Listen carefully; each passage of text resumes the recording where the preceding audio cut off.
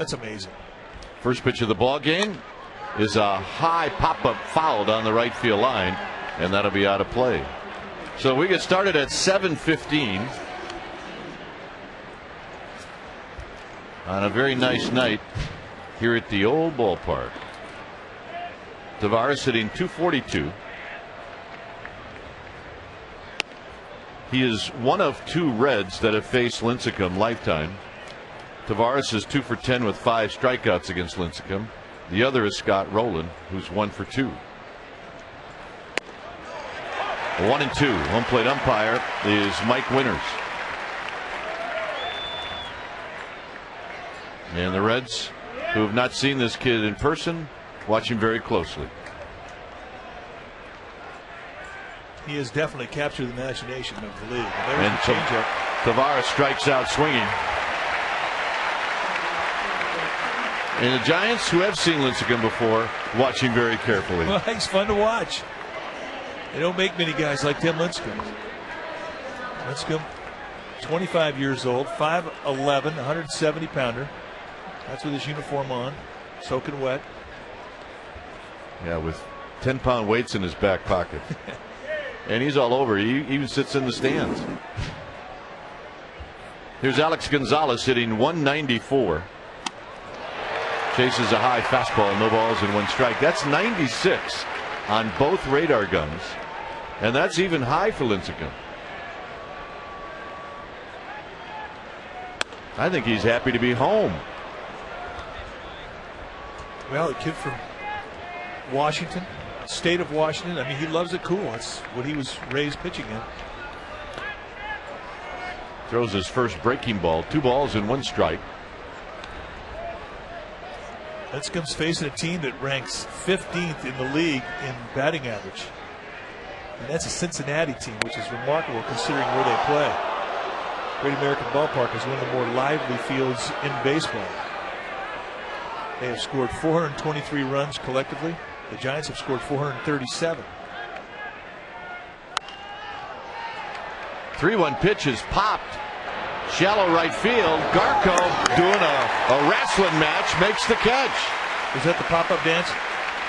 That was the pop-up dance, only he had to run to get to the dance floor. Well, you come a long way, and the prevailing winds will blow out to center, and it will affect balls that are on this side of the field. Not much drift on this particular pop-up, but there's the pop-up dance. You mastered that, by the way. Yeah, you know, it's funny. I walked into the park today around 4 o'clock. Yeah. Will Clark and Ryan Garco, what were they working on? The pop-up dance. Pop-ups. I just want you to know that if you play infield for the San Francisco Giants for a number of years, you will learn the pop-up dance, and it never leaves you. When my partner stubs his toe, he still does the pop-up dance. 1 ball and 1 strike to Joey Votto. Rest of the umpires, Jerry Lane, DJ Rayburn, and Tony Randazzo. And that goes from first to third. An inside. Rarely see Lincecum throw a changeup on the inside corner, but he did there. It's 1-2. Joey Votto, good middle in hitter. Good hitter, period, but he really is tough to jam. Came back with another changeup. It's 2 balls and 2 strikes.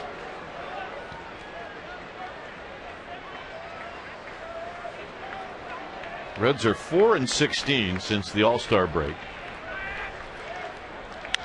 And there's a bouncing ball up the middle. Renteria behind the bag, and that'll end the inning. Giants are coming up.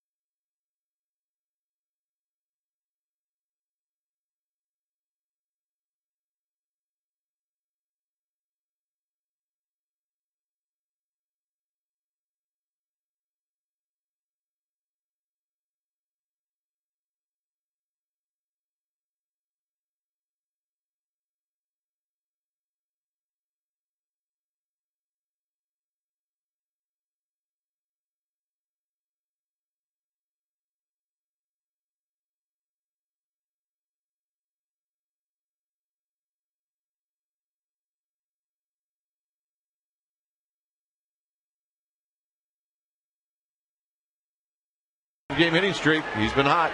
Then it's Sanchez, Sandoval, and Molina. Randy Winn will hit 5th, and it's Garco, Rowan, and the last 2 will be Renteria and Lincecum. The Reds defensively will set it up with Gomes, Tavares, and Valentin. That's the outfield. Gonzalez, Roland on the left side. Phillips and Vato on the right side. Hannigan will do the catching, and on the hill tonight for Cincinnati will be Homer Bailey. Homer Bailey, 23 years old, 6'3", 210-pounder. He's just about got a year at the big league level. You're looking at his record. 9 starts, 2 and 3, ERA very bloated, 7.06.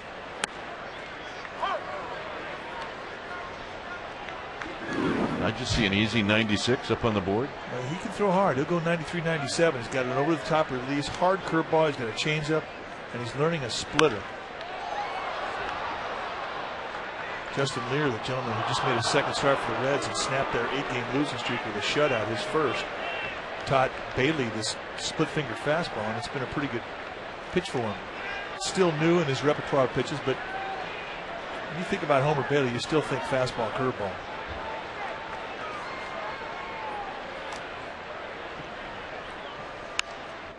Ooh, look out.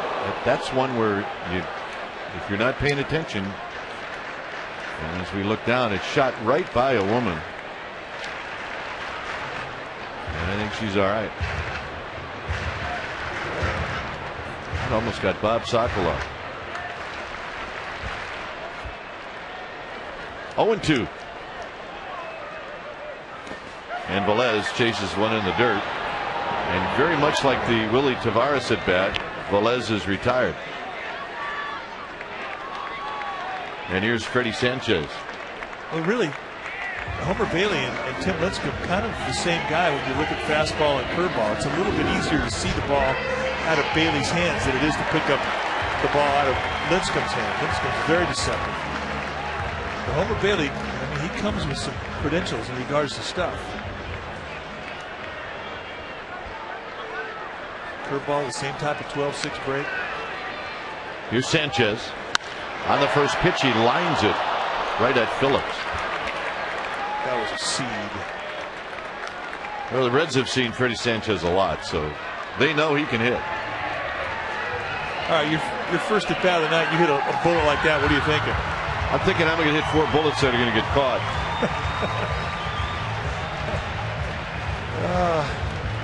Yep. What you want to think is I'm going to get an infield hit the next time up, and then 4 bullets after that. I missed you, partner. Here's Sandoval hitting .334. Sandoval with 17 home runs, 67 driven in. Had a good 3 days in Houston.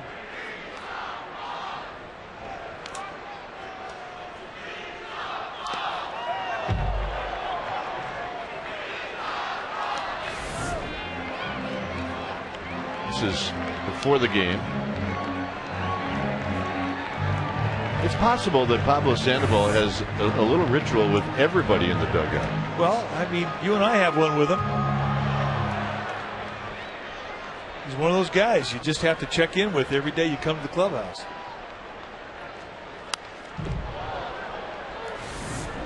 See, and he's got the Romo thing. I mean, there's going to come a point where he's going to have a hard time remembering all of them. Okay, that's Romo. Now what do we got? All right, here's Boch. Okay, here's mine with the manager. That keeps me in the lineup. All right, Hefe.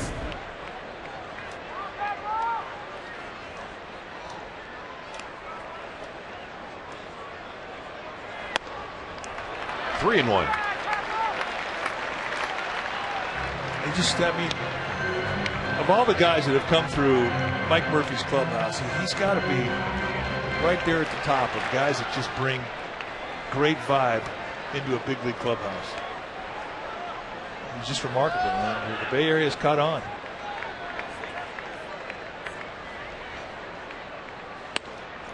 And he'll take the walk. Close pitch. A lot of kids around the neighborhood calling him Pablo Pandaval. It seems to be the nickname du jour for Pablo Sandoval.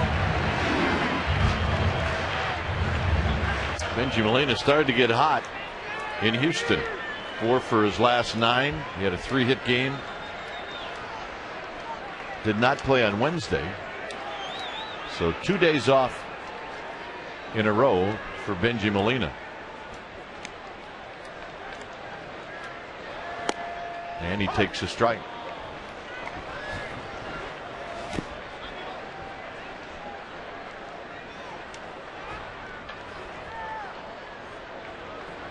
$11 home runs for Benji Molina, 55 driven in.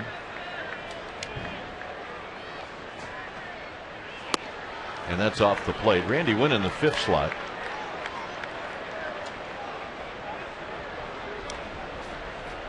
Well, this is the spot in the lineup they need to get going. Benji Molina will tell you that.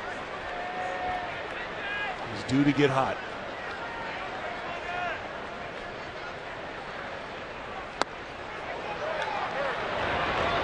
No swing. It's 2 balls and 1 strike. Molina has never faced Homer Bailey before, and only a few of the Giants really have. So this first time around for a lot of these hitters, they're trying to figure out Homer Bailey. Swing and a miss. 2-2. Now they know he's got some giddy up on the fastball, so you got to get locked and loaded when you're digging in that batter's box. And get started a little quick, because 97-98 comes at you in a hurry, especially when it's your first at bat of the night.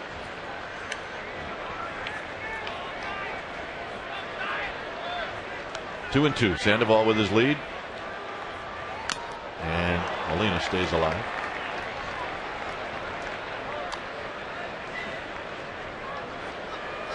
Giants are 11-9 since the All-Star break. They've won 10 of their last 14.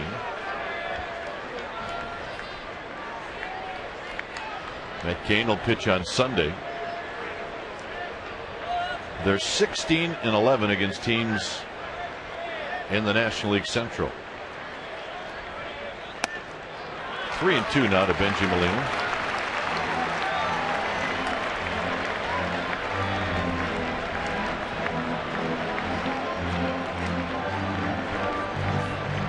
The longer you go into an at-bat against Homer Bailey, the more likely you are to see a mistake to location.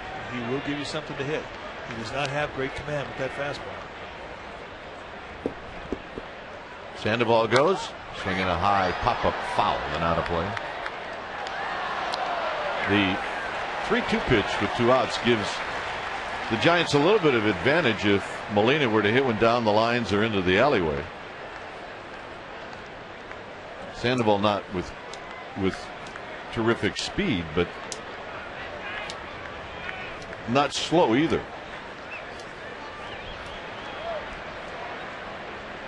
He goes high, deep, out of here. Is that the mistake you're talking about? That's what we're talking about. And Benji Molina's putting together a swing that's starting to allow him to put some numbers on that batting average. And when that happens, folks, the 4th spot in the lineup will come alive. A 3-2 get it in challenge curveball, and he hangs it right out there at the belt. And Tim Lincecum gets a 2-run cushion just like that. Home run number 12 for Benji Molina. And Lincecum's digging that, you bet. Here's Randy Wynn.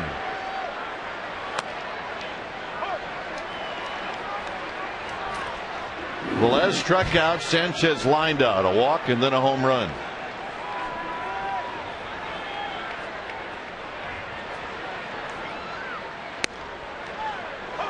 And a quick 0-2 to Randy Wynn. Some anger behind those fastballs.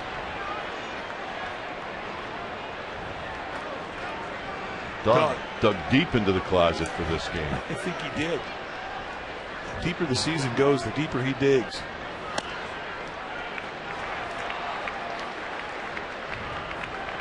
And the deeper he gets into that closet, the fewer chances he has of us showing him on TV. Dog.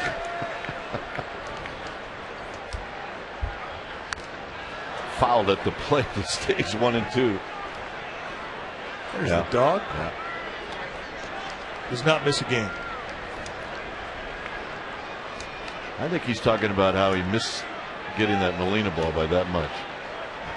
Oh yeah, he's not happy.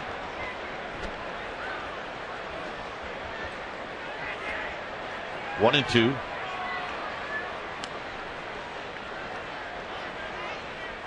And Randy Wynn fouls it off the backstop.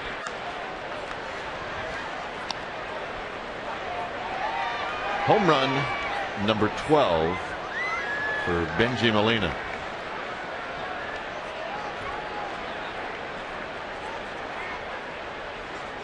Colorado leading the Cubs 5-1 in Denver. And Randy Wynn out swinging. 2 strikeouts for Bailey, but Benji Molina, a 2-run home run. He hits the hanger, and it's bye-bye baby. And it's 2-0 Giants.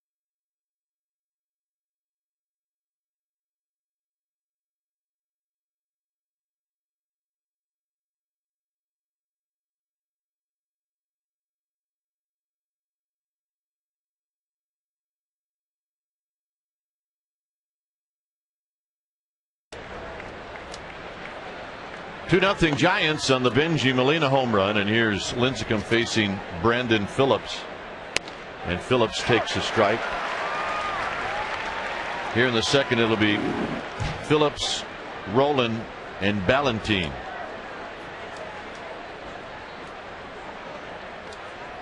Phillips, 16 home runs, 69 driven in, and he fouls this one down the right field line, and it's 0-2.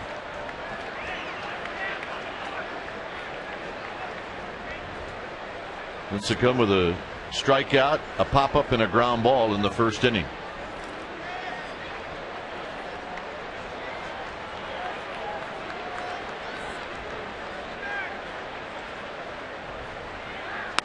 Got him. Take a look at our Corona timeout. It looks like this. Record at home, 37-16, on the road, 23-32. The ERA, much better at home. Shutouts, 13 of them at home. You know, the interesting number is the runs. More runs at home than on the road. Giants are 16-4 in the last 20 home games, and they have not lost consecutive home games since the Angels were in town. That's our Corona timeout. Scott Rowland hits one high into right field. 2 outs. There's a couple of guys that were huge Wednesday afternoon in Houston. Joe Martinez, the winning pitcher. Eli Whiteside, who provided the offense, his first home run, a grand slam home run.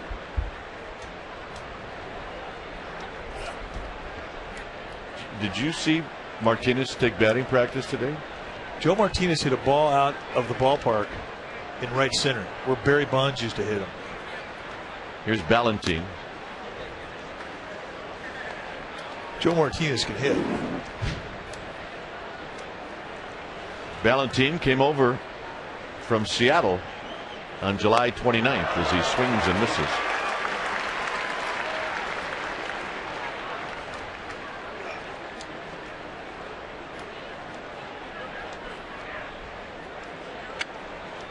Got a home run, a couple of RBIs. 2 balls and 1 strike. When Lincecum first came to the big leagues, he had the 2 pitches, the fastball and the curveball, and he'd throw a lot of fastballs. Swing and a miss, 2-2. Now he really mixes in all of his pitches, and that's the thing. He'll throw any one of his 4 pitches, primarily fastball, curveball, changeup, but he has the slider, and he'll use anything at any time, and he just each pitch makes the other one look better by using all of his pitches. They just don't get tired in the eye of a hitter. Pops this one out of play.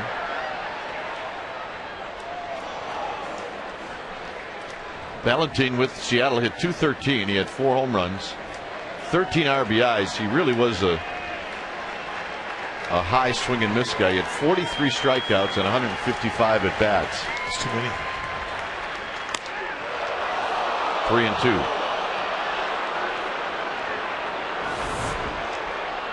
Goes outside with a fastball. This is just a little bit outside. Mike Winters is usually a pretty good strike zone. Lincecum thought that was a little bit closer than it looked on TV. Look out, right past Johnny Gomes, who's on deck. Mike Winters, one of those umpires, though, that you really can't argue a whole lot with. He's got a pretty quick fuse.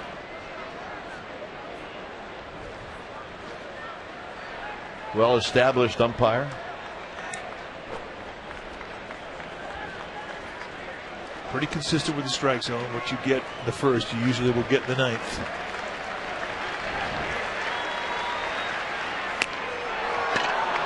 First base runner for the Reds. Joe Martinez on Wednesday at Minute Maid Park did a lot of things well.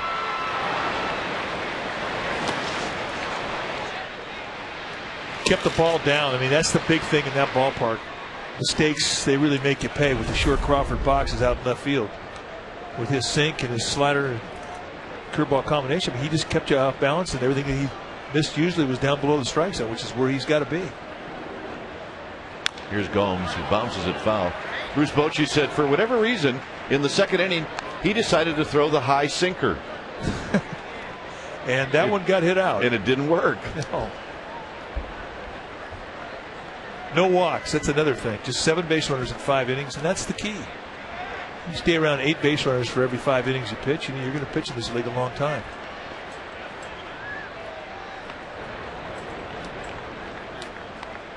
Gomes with 11 home runs, 25 driven in.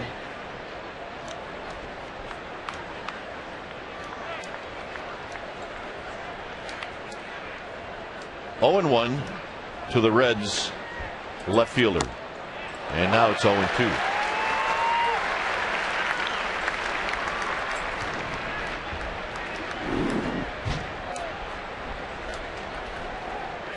Rowan a couple of steps towards right center field. Gomes a powerful guy. He can hit the ball a long way. Not this time. Gets him with the changeup, and it remains 2-0.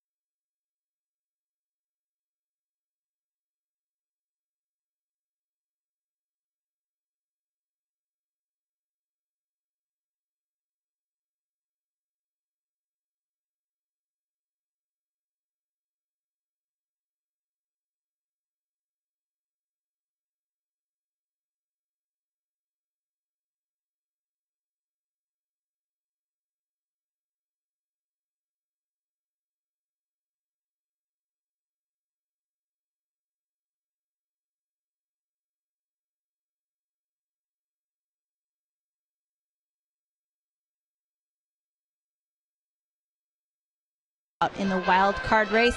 Check it out, vote, and we'll give you results tonight on Giants Postgame Live. Dwayne. All right, Amy, here's Ryan Garko, 2-0 Giants. Garko, Rowan, Renteria,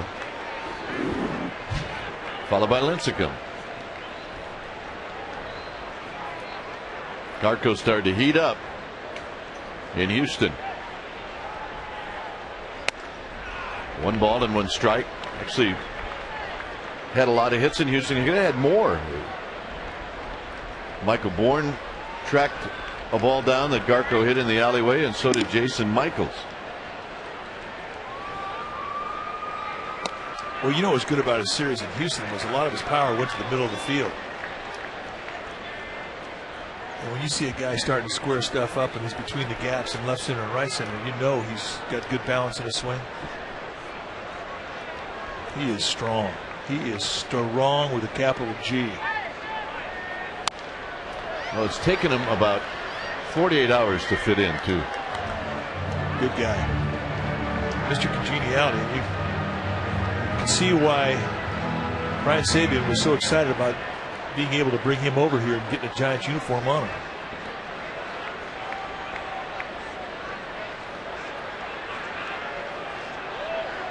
Two pitch coming up to Garko.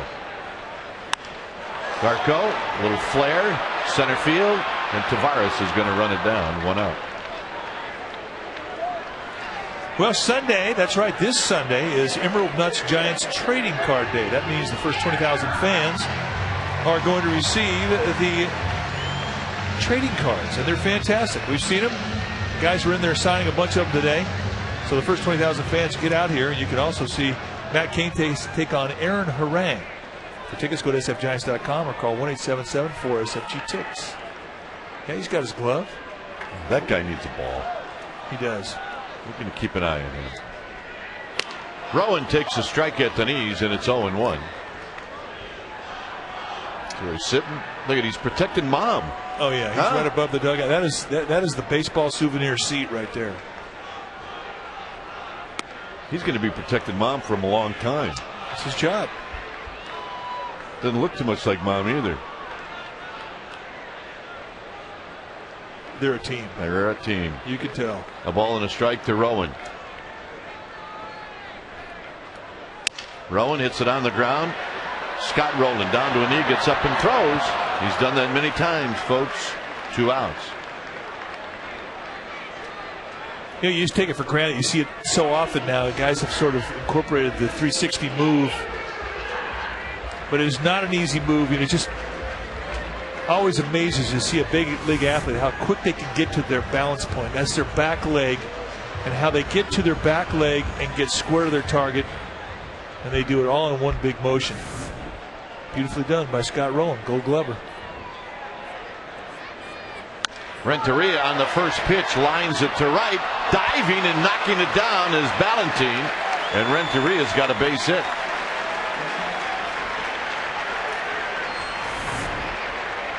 Well, when he's swinging well, he's going to right field. A little fastball with inside-out motion on the fastball running into Renteria. He takes it to right, just on the little finger of his glove. A nice effort by Ballantine. And it will allow Lincecum to hit this inning, and that's significant. 8 for 46 on the season.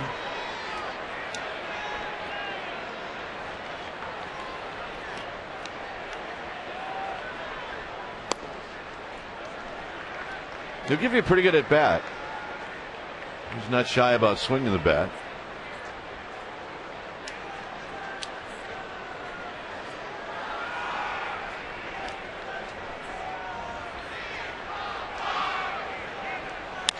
Bounces this one to Gonzalez, and that'll end the inning. No runs, a hit, 1 left. Inning number 3 coming up. 2-0 Giants.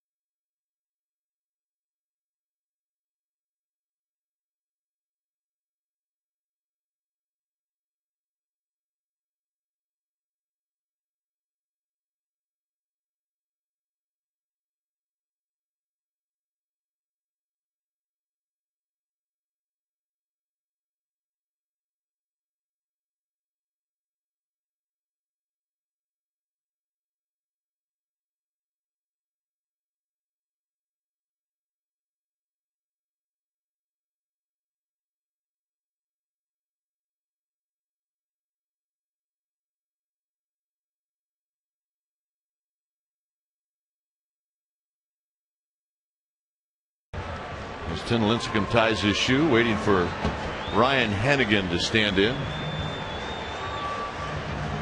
Isn't it great to just be in charge of when the game starts? A starting pitcher can do that. It's the best part about it. You're in control, baby.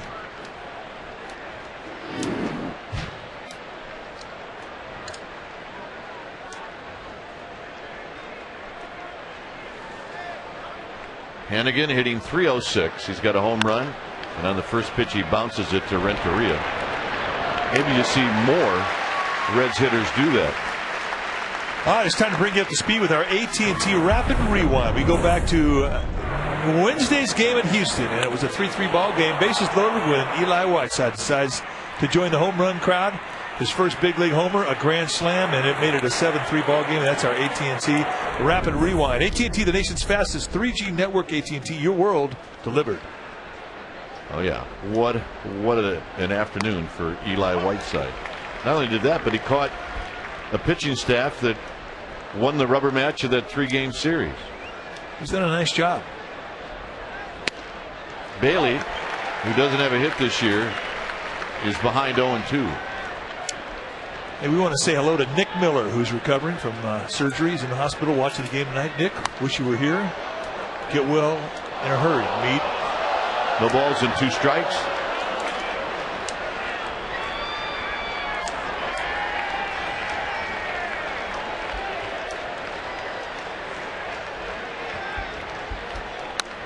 Hit slowly to Garco, and that'll be out number 2.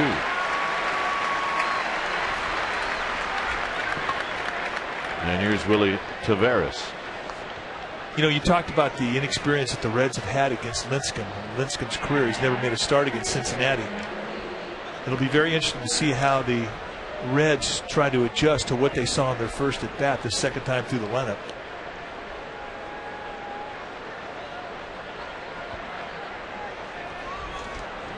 Well, we saw Hannigan go after the first pitch. Tavares doesn't offer 1 ball and no strikes.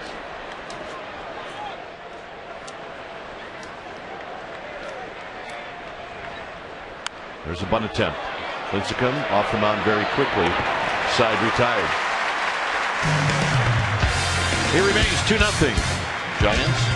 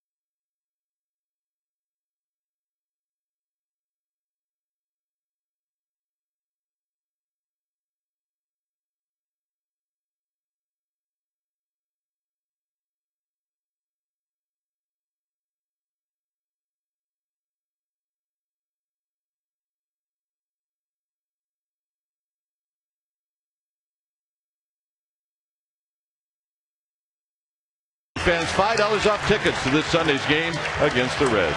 $19 view reserve. To get your tickets, log on to sfgiants.com and use the coupon code KANE.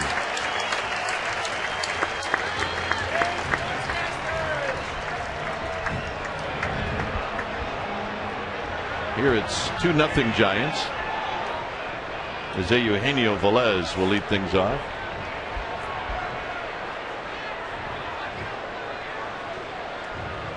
Velez struck out in the first inning. And that fastball sails away. 1 ball and no strikes.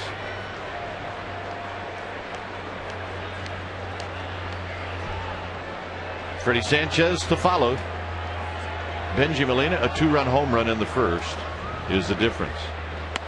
Velez takes a strike, an off-speed pitch to even the count. If he gets that changeup over, it's going to be a different ball game.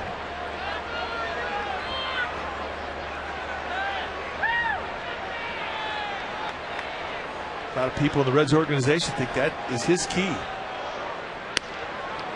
He throws him another one, and it's 1-2. 2 off-speed pitches. Just mixing your looks up. When you've got stuff that is as electric as he can make it, talking high 90s fastball, 12-6 curveball, and a changeup. I mean, that's not an easy at bat. He just doesn't quite have the command of his stuff yet. I mean, you look at his strikeout total, and you would think he's a sinker baller. Strikeout to walks, he's got 27 strikeouts against 24 walks. That's usually the type of distribution you see with a sinker slider type guy, a 1-to-1 strikeout walk ratio. But he's got strikeout fly ball stuff. Look out. Edgar Renteria getting out of the way, and he said, you know what, I'm not going to stand up there anymore. I'm going to sit down. I don't blame him. He's going to try it again. If you stand next to Billy Hayes, that ugly finder is going to find you. There's Billy Hayes right there. Stand behind him, you'll be fine.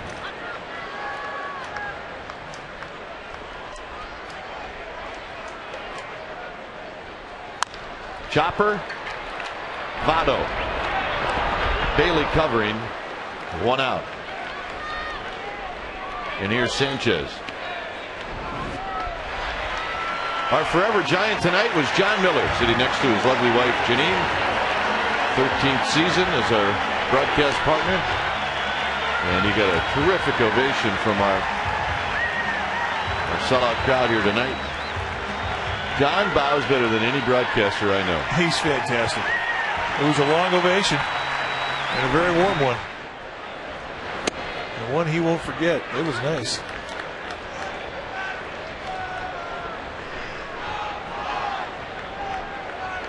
Talking to Larry Barron, his son Jonathan sitting right behind him. It's John's bobblehead tonight. 20,000 of them handed out.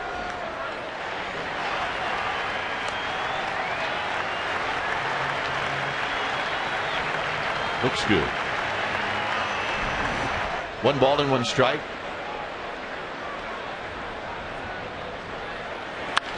On the ground to second. Phillips to his right. 2 outs. Giants Baseball is brought to you by the Mercedes-Benz. You must experience the amazing new E-Class.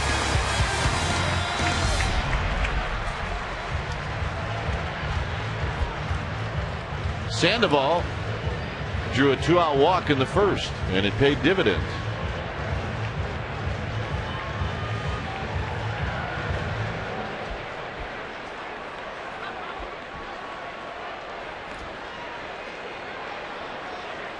Here he hammers one to right, and making the catch is Ballantine as he goes down to his belly to end the inning.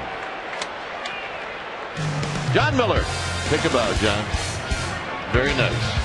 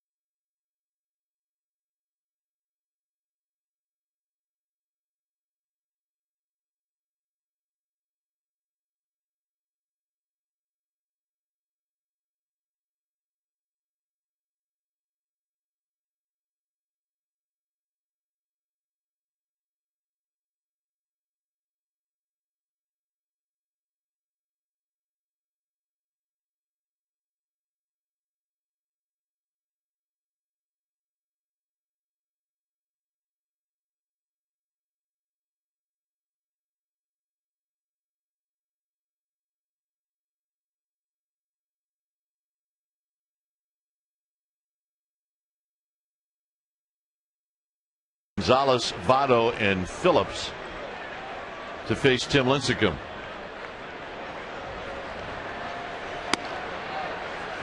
Gonzalez popped out to Garco in foul territory down the right field line in his only other at bat. Past Sandoval in the first hit of the game for the Reds. Well, the Giants taking on the Dodgers. That's right. Monday, Tuesday, Wednesday, August 10th, 11th, and 12th. And tickets are available. You can go to sfgiants.com or you can call 1-877-4-SFG-TICKS. It is going to be a 3-game series that we've all been anticipating as the rivalry is renewed. So be part of it. Be here Monday through Wednesday. 2 night games and a day game. That day game is Wednesday, so hope to get you out here. Here's Votto, who bounced out to Renteria. And Lincecum starts him off with a fastball for a strike. Lincecum was in the stretch for 1 hitter, and that was Johnny Gomes in the 2nd inning after Ballantine had drawn a walk. This time, however, Lincecum in the stretch with nobody out.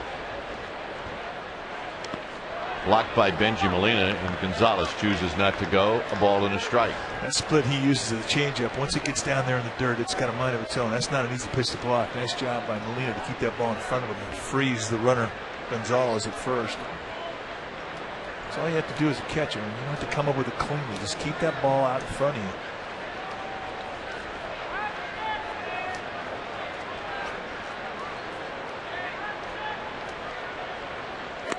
Outside, 2 balls and 1 strike.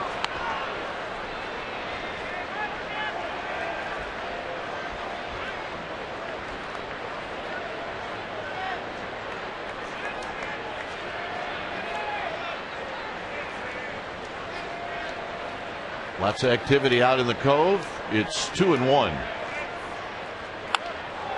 This is skied, foul. Sandoval giving chase, but he is going to run out of room. Nicely played. We have an umpire in the crowd tonight. Umpire in every section. All right, let's see. About his glove. He's been bringing it for 10 years, and tonight it finally paid off. Had a bad mess going. I'll grab some pine. 2 balls, 2 strikes.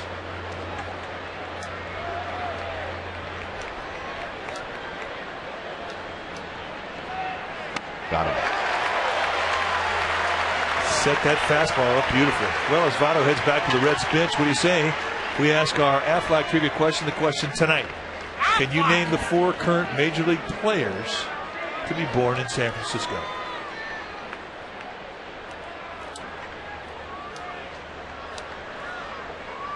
Phillips struck out looking in the 2nd.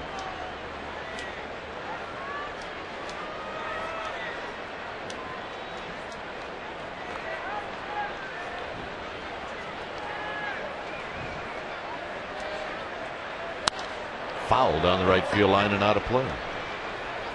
By the way, it's nice to have you back. Well, thanks, Parts. I missed you. I got a chance to watch all 3 games on TV. Quite a different perspective watching on TV than being in the broadcast booth. And I appreciate all the texting, all the criticism. Yeah, I was bored. All the names that I mispronounced. Very helpful. You did good. I want to thank Bip Roberts for filling in for me. He did a great job. Bip did a great job. He cleaned out the visiting clubhouse kitchen, though. Did he? Oh, my goodness. Did he crush the spread? 3 days, he had 9 meals in the clubhouse. That's impressive. 2 balls and 1 strike to Phillips. Well, Bip's a good baseball man. I think he enjoyed the road trip. And a great appetite. There's Bip. Yeah. Bip's getting ready for post-game live. 2-1. Swinging a foul. 2-2. Phillips has got some pop. Now he's got pop that he can go out of any ballpark in any field. And on top of that, if he finds a gap here in right center, that's an easy triple, maybe more. He can scoot. He can scoot.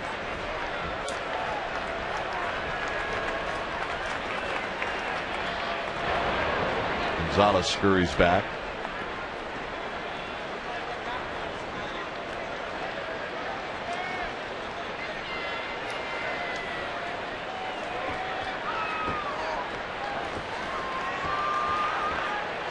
In the dirt. Benji Molina just for a second couldn't find it.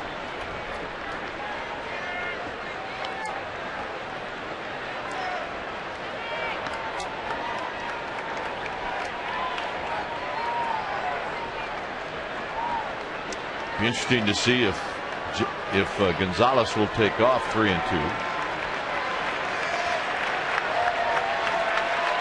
He does. Swinging a foul. He threw him a 3-2 changeup. Well as Benji Molina throws, you're not going to get a great jump in a 3-2 1-out situation. You're just not. And the type of swing and miss stuff that Lincecum has, I mean, that's a gamble for Dusty Baker to send him on a 3-2 with 1 out.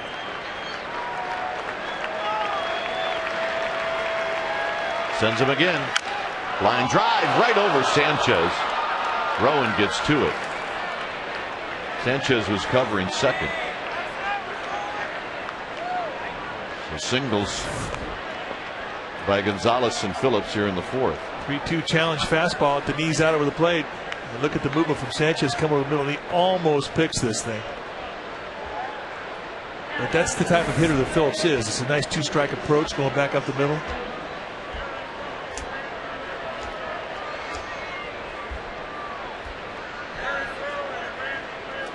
Here's Scott Rowland. Rowland hit a fly ball to right field in the second.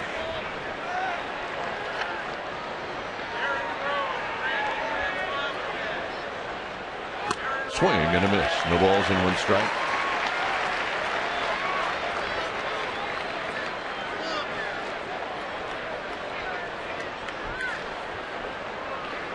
Rowland with the Blue Jays hit .320 with 8 home runs, 43 driven in. Skies this one into center field for Rowan. He will make the catch. Okay, you throw a fastball and you run that thing up the bat on Scott Rowland, you made a good pitch. And the beauty of Tim Lincecum's fastball, it's a 2-seam grip. It's a high velocity, but look at this thing go away from the intended target. They set it up down at the knees away, and the thing rides right in above his hands on the inside corner. Could not have placed it any more perfectly. And once it gets up off the sweet spot, it's an easy out. And that's the beauty of Lincecum. He's got unpredictable movement, and as tough as he is to hit, he's tough to catch. Valentine walked in the second. And it's 0-1.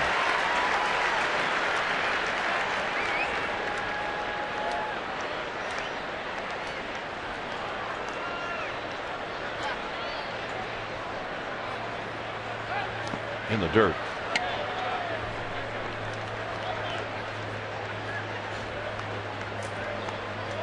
Atlanta leading the Dodgers 2-1. That game is still early. It's in the third.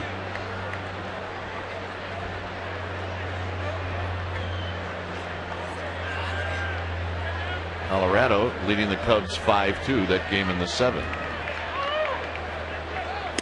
Breaking ball 1-2. Boy, nice, quick, sharp little breaker. You could not have put it in a more perfect place.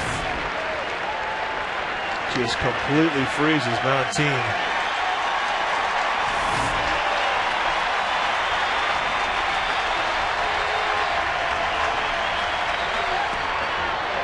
Two.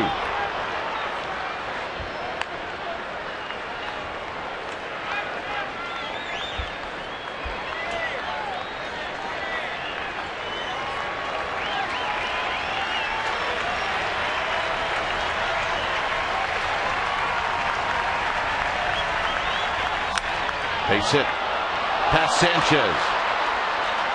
Rowan lets it get underneath his glove, and the throw to second is cut off. So the run would have scored, but the error on Rowan allows the back runner Valentine to get into second. Couple of nice two-strike at bats here. The location not good, right out of the middle of the plate. And a protected move. Valentine going right back up the middle, very much like Brandon Phillips. And here's where they get another extra 90 feet, and everybody gets to move up.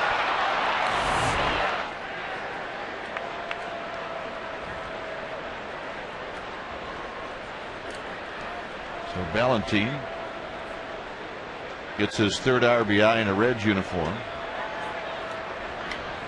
And the hitter will be Johnny Gomes, who struck out in the second.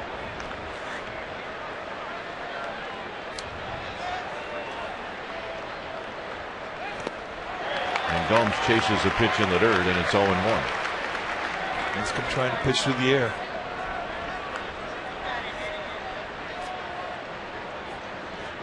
Three singles here in the fourth.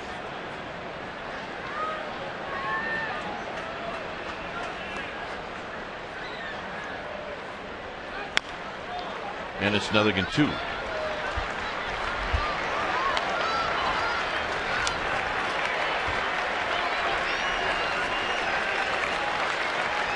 the Reds have set the table for Johnny Gomes. And Lincecum right now just trying to limit it to 1 run. Knocked down by Molina, 1-2. 3 pitches, 3 curves.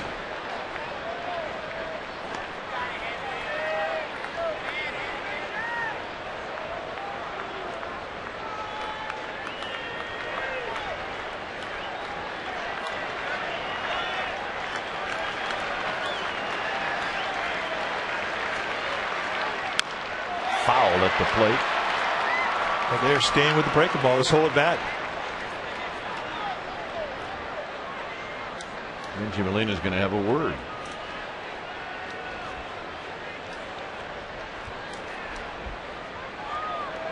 Well, I just don't see Lincecum throw that many of the same pitch that many times in a row. He has not been shaken off Molina in this 4-pitch sequence.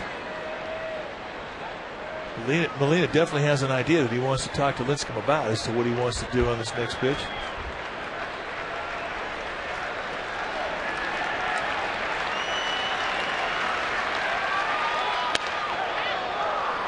Show him a high fastball.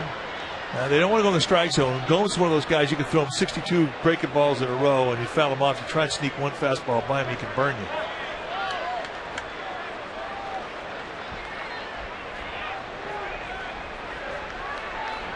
At home, fantastic. Make it 3-2. And he does not have to throw a strike here. He's got an open base to play with. It's been a high stress inning for him. 27 pitches this inning, 84 on the night, or 64 on the night, I beg your pardon. Fouled again at the plate. It's been a pretty good battle from Johnny Gomes.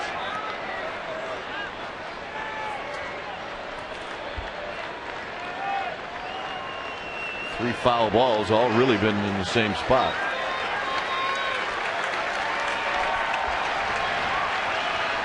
And he got him.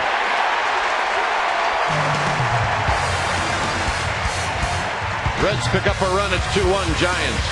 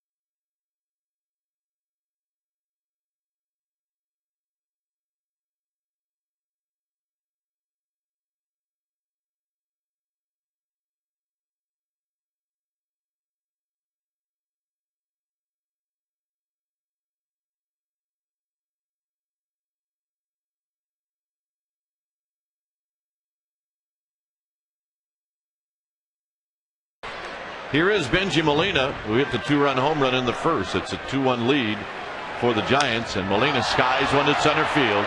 Tavares with a beat on it. Tavares will make the catch. Didn't quite get all that one, but close. As he heads back to the Giants bench, what do you say we ask and answer our Aflac trivia question? Name the 4 current Major League players to be born in San Francisco. Our survey said, well, Johnny Gomes, Gary Matthews, Niger Morgan, and Tyler Walker. Gary Matthews Jr. So how thrilled is Johnny Gomes? Just to come home and give out about 60 tickets. Here's Randy Wynn, who struck out in the first.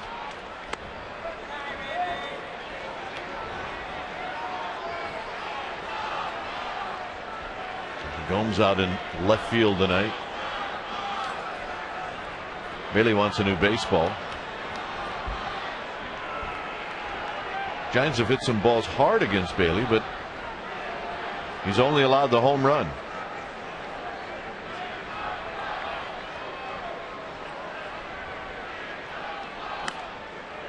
Two balls and no strikes.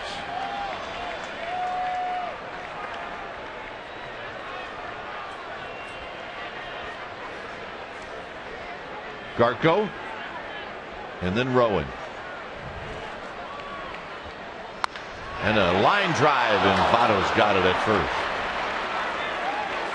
Good at bat. There's Johnny Gomes, the Petaluma neighbor. He has got 707. He puts on his glove and his shoes, the area code of Petaluma, out of Casa Grande High School.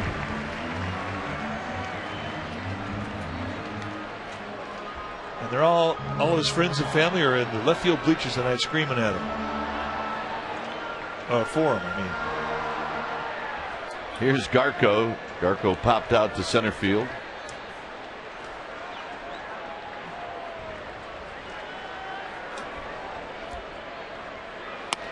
Garco takes one belt high for a strike. That's the real trivia question. Who else went to Casa Grande High School in Petaluma? Somebody very famous. That's right. Amy Gutierrez. Look out. Line drive foul. Ooh, heads up. There's Amy G.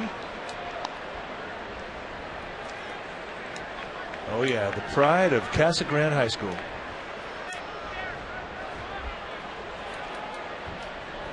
Oh, 0-2 to Ryan Garco.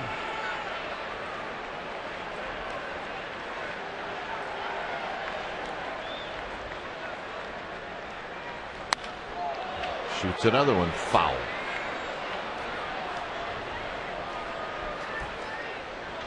Tune into Bay Area's #1 rated 11 p.m. newscast. That would be NBC Bay Area tonight at 11. And wake up with traffic and weather on NBC Bay Area weekday morning starting at 4:30 a.m.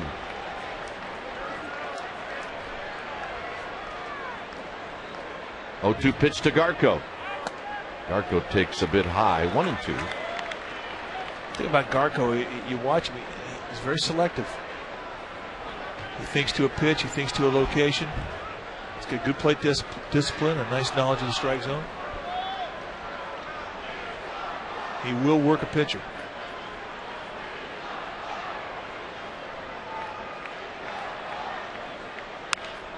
Fists one into left, and that's going to fall. Not pretty, but effective. And Garco's aboard with 2 outs. Well, it's strong. That's what that is. It's just gives you an idea that this guy can get jammed. I mean, that ball hit right up there around the label, and he still has the strength to throw that thing out there in the outfield. You and I do that. It doesn't even make the dirt in the infield. It's a good swing. Yeah. The last 2 years I did that, I ended up in the broadcast booth. That's true. That is a true thing. Rowan bounced out to third in the second.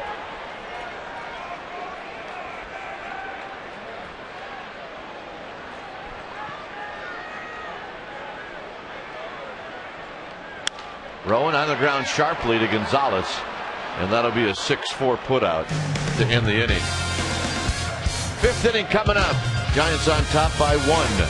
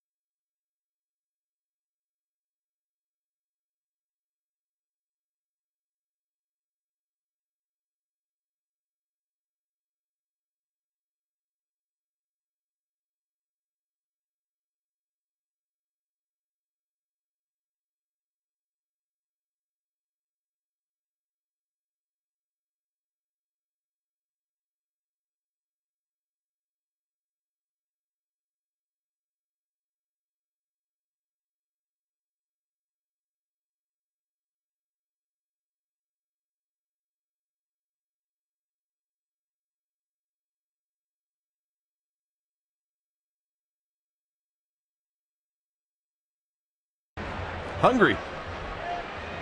That's good concentration skills. Mom, pay attention. Mom, when the mouth is open, that means bring it on. Thank you. All right. How long does it last before he flops it open again?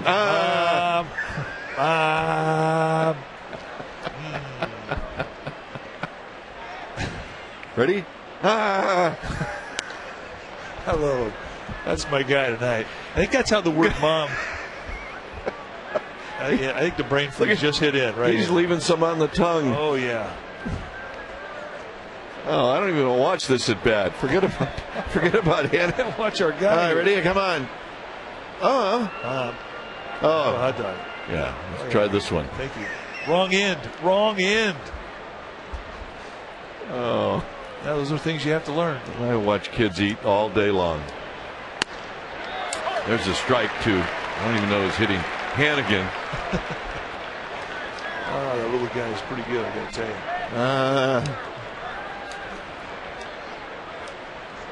you. On deck is Homer Bailey. On the ground to Renteria. That'll be a 6-3 putout. Well, here's our Mercedes-Benz E-Class attention assist of the game. We go to Tuesday, and Ryan Garkle makes a nice play in Houston, going into the stands and making a nice play. And then it was Freddie Sanchez making a beautiful play with the glove to prevent a hit from Kaz Matsui. And those are our Mercedes-Benz E-Class attention assists of the game. He's always dirty. Yeah, he's just one of those guys. By the way, two really good stories, both in the Merc by Andrew Baggerly and in the Chronicle by Henry Shulman on Freddie Sanchez. And that was in the papers yesterday, the off-day story about Freddie Sanchez, born with a club foot. And what did the doctor tell his mom? Prepare your son for a job behind a desk. He's just not going to be able to do a lot of things. Roll to the backstop. That's a great story. Mom was quoted in the Henry Shulman story about having to change his cast once a week.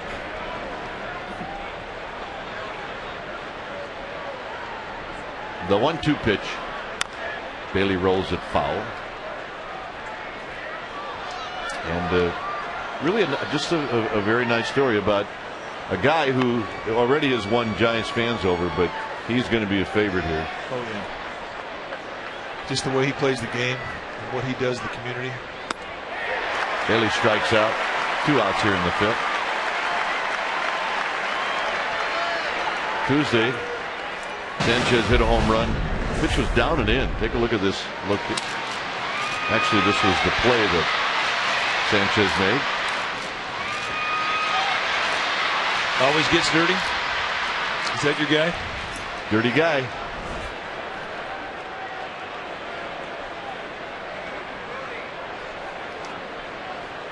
Willie Taveras on the ground on one pitch.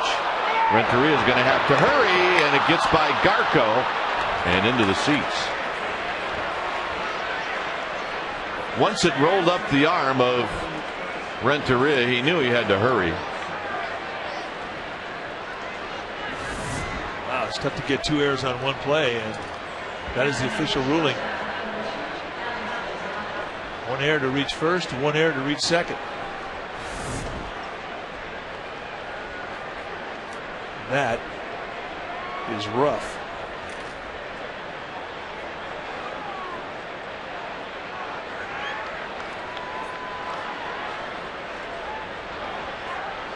Gonzalez singled in the 4th,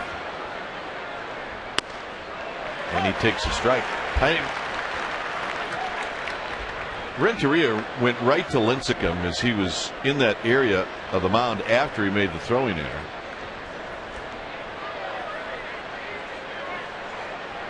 And I don't have any doubt that he walked by him and he said, "Hey, pick me up." Well, he's going to try and pitch through the air, and he's been very good at doing that very thing.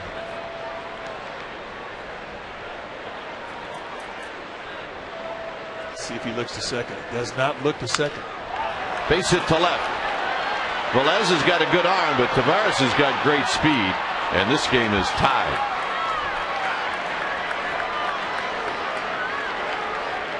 So the error comes back and bites the Giants. It was a 2-out error.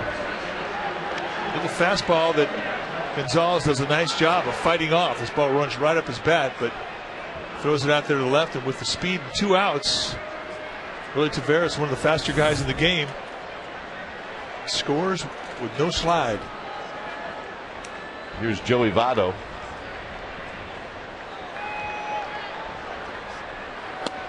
Down low to Votto.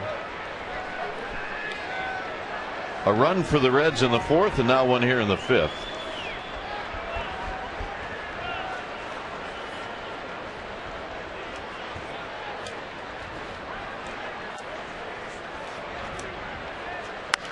Votto fouls this one down the left field line and out of play. Giants have made 3 errors in this game, and they've been really good with the gloves.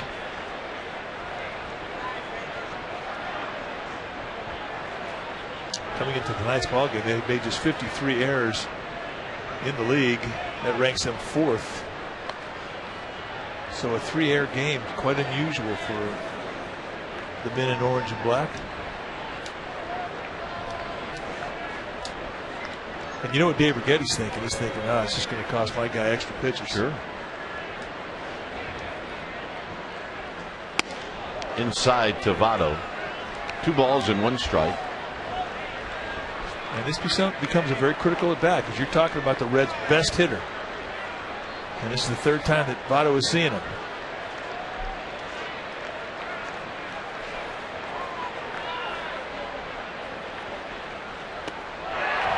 Two and two. Good curveball.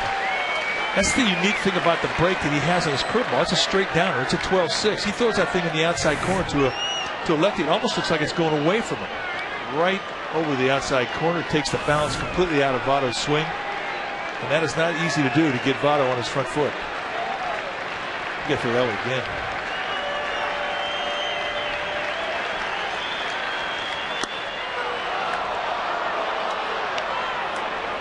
Inside with the fastball first, and it definitely sets up 2 things. You can go back in again on that corner, or you can throw the changeup, the curveball. You can throw a back foot slider here.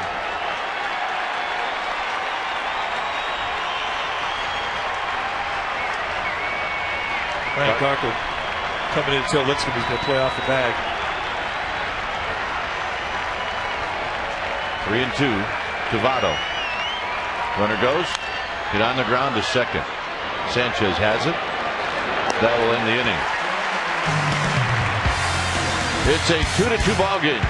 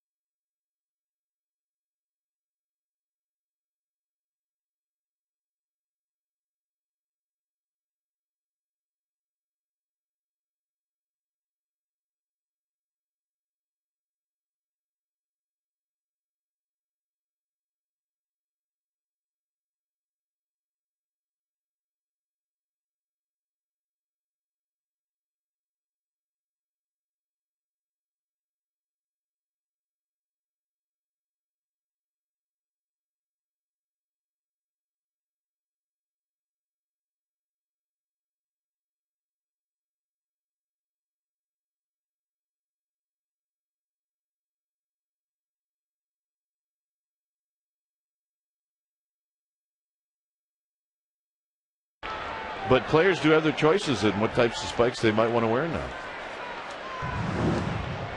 One thing you don't see very much anymore is guys go out there in rubber dubbers.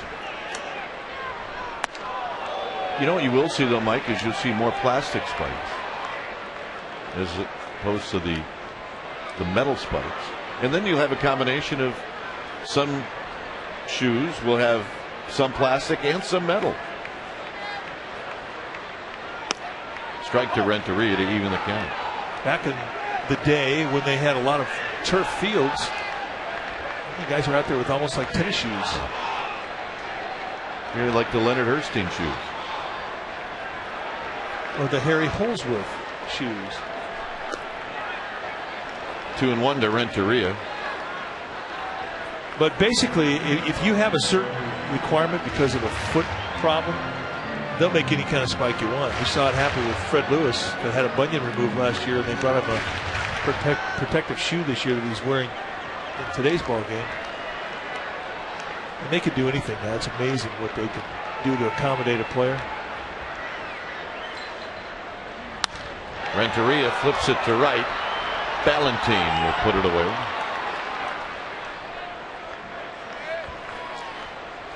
Giants baseball is brought to you by Cabot Wood Stains. Our performance is legendary. Cabot. Here's Lincecum. Bounced out to short in the second.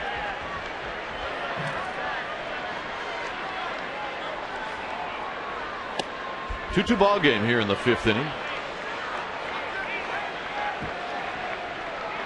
Bailey hung a breaking ball to Benji Molina, and in the first inning, Molina hit it out of the park. And a strike. Bailey in much better shape pitch count wise than Lincecum.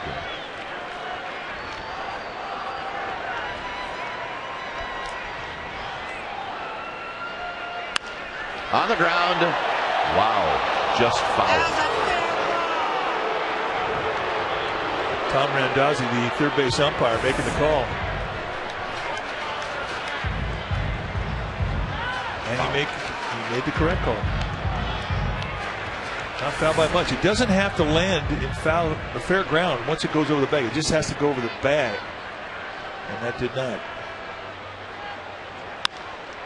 Down the left field line, foul again.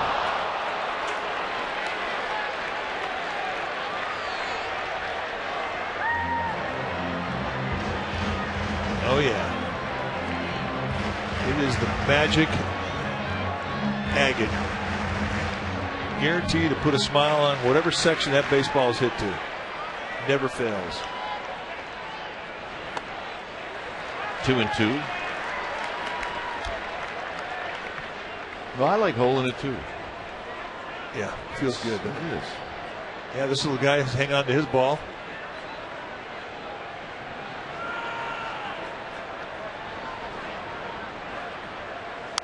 Lincecum fights it off.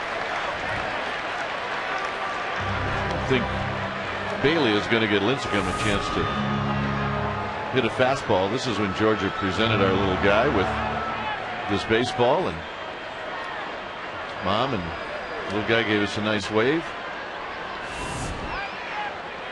2 balls, 2 strikes.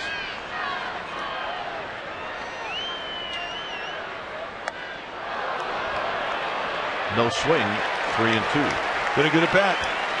He's got a lot of pitches out of Homer Bailey. If this were Homer Bailey, I mean, it's no guarantee that he can find this strike zone. He doesn't have great command. And a base hit to left field. How about that at bat? That's one of the best at bats tonight.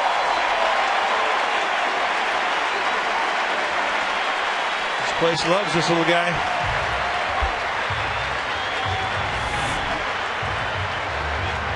A payoff 3-2 challenge fastball. It just goes the opposite way. 8-pitch at bat. Head stays down right through the ball. Not a lot of swing. Just let the guy on the hill supply the power. That was a thing of beauty. It's his 9th hit of the year. And here's Eugenio Velez.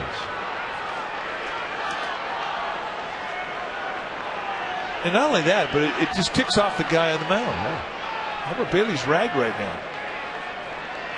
Velez is struck out and he's bounced out.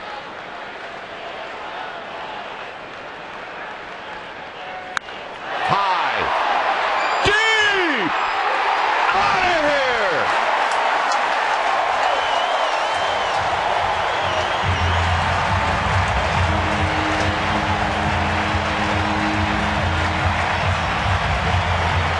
Unbelievable. Stay hot, Mr. Velez. Stay hot. Second of the year for Velez as he knocks home Lincecum, and it's back to a 2-run lead.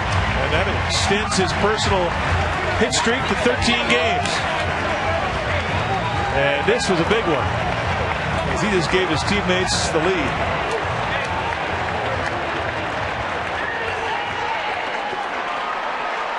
Here's Freddie Sanchez.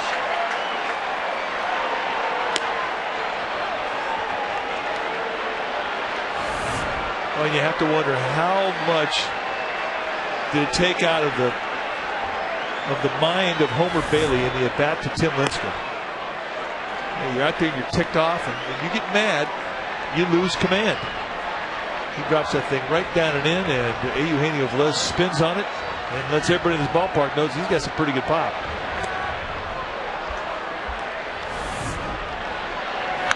Just dropped the head, and boy, he knew it. As soon as that thing left the bat, he flipped the bat head. If that doesn't hit that pillar up there, does that go in the water? I think it could be a splash hit. It almost went through the pillar. Foul. Now, let's take a look at the splash camera. Oh, it absolutely goes in. Mike Modani on the camera, and boy, he centered that thing. That's not an easy thing to do, as hard as that ball was hit, as fast as it was going. And a shot to right, and that's a base hit. Another opposite field base hit. And look at where the location was. We haven't seen Homer Bailey make a mistake up with his breaking ball the whole game, and that was right up there above the letters. And to a hitter like Freddie Sanchez, that's a no-no. And Dick Pole immediately coming out to try and calm him down. Look at where this pitch goes. High, lazy slider. Freddie Sanchez just rises up. Always been a good front foot hitter. The weight goes in the front foot, the hands stay back, and it enables him to go to right field. Pretty much the same type of approach that you see a lot from Renteria.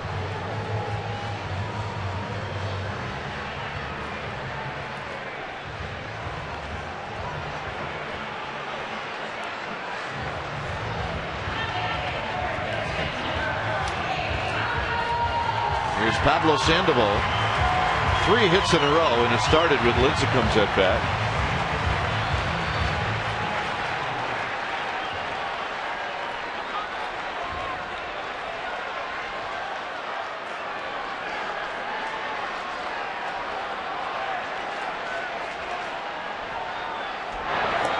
Sandoval has walked, and then he had a line drive to right field that was caught by Ballantine.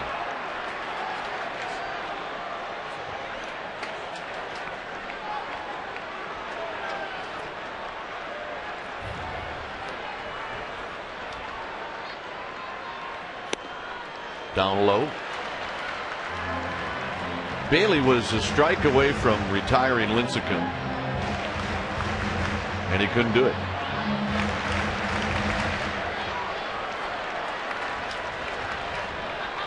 Well, Dick Pole went out there to try and get his mind back and the type of concentration you need to be able to execute and repeat your arm stroke and get in the strike zone where you need it to be.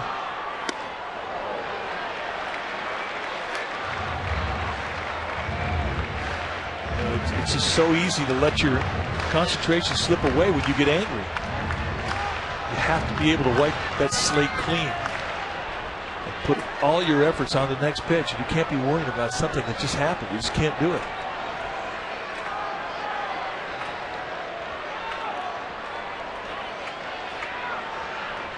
In tight. And to the Giants' credit, they've taken advantage of it. Mistake down and into Eugenio Velez. Mistake up and away to Freddie Sanchez. Great at bat from Lincecum, set this whole inning up. Beating a 3-2 pitch, an 8-pitch at bat.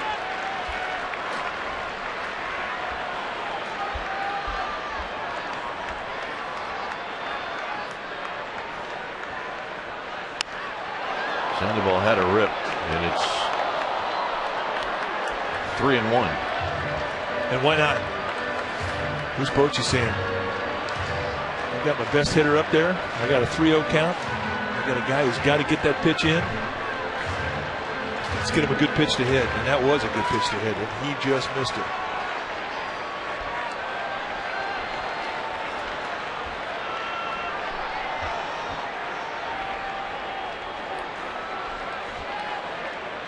Runner goes. Swinging a foul back. He is hacking right now. It's almost like with Sandoval on certain counts, in his mind it's a hit and run. Even if the runner doesn't go, I'm swinging. Even if there's nobody on. Are those pandas? Oh yeah, pandas everywhere.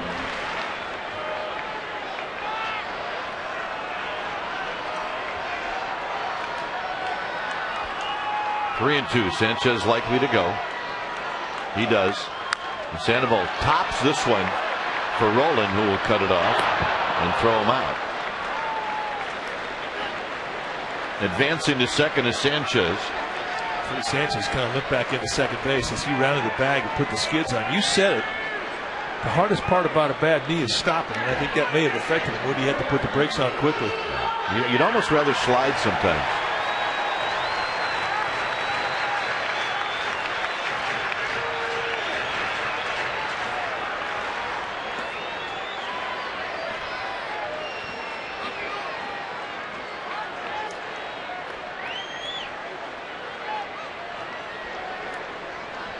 Benji Molina at the plate with 2 outs.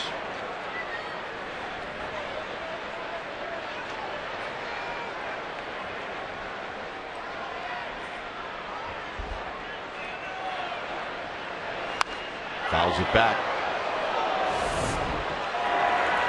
This is what Mike's talking about.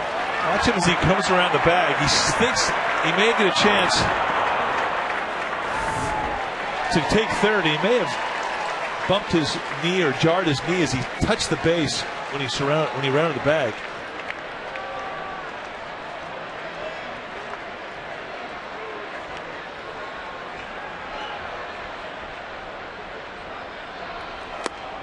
Just off the plate. One more look. Watch the left foot as he drags through, and he stubs his toe. Stubs the left foot.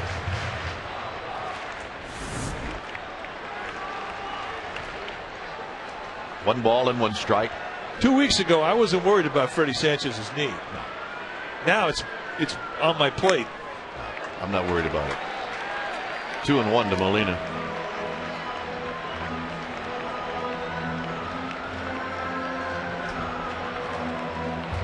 Edgar Renteria watching.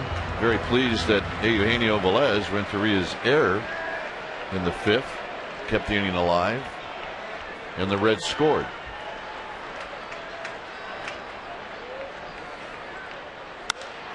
High drive, center field. Tavares back at the wall, and he makes the catch. And that'll end the inning. He's getting close, folks. Eugenio Velez does his home run dance. And the Giants lead. It's bye-bye, baby, 4-2.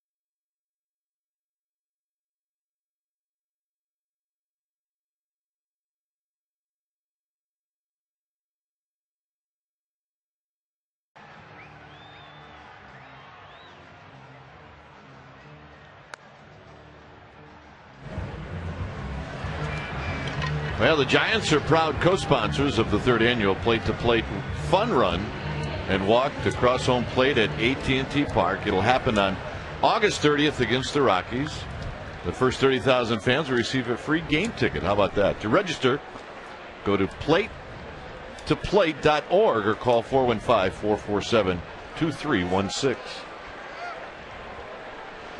Lincecum and the Giants back to a 2-run lead as Brandon Phillips will lead things off.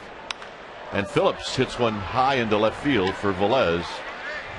And Velez will make the catch. Boy, you know what Brandon Phillips was thinking when he was running down first base line? Well, he's thinking I just missed it, and Lincecum's thinking that's a 1-pitch out. It's amazing.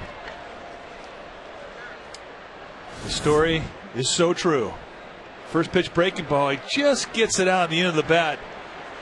And lots of frustration running down the first base line, and Lincecum's going, yeah, an easy 1-pitch out. Thank you, Lord. Well, a lot of times, Mike, a hitter, and maybe Phillips did it, guessed right and missed it. And when you guess right, you think that a little more should happen on that swing. Well, the way that their back legs receiving this fastball, I think they're all sitting breaking ball or off speed right now.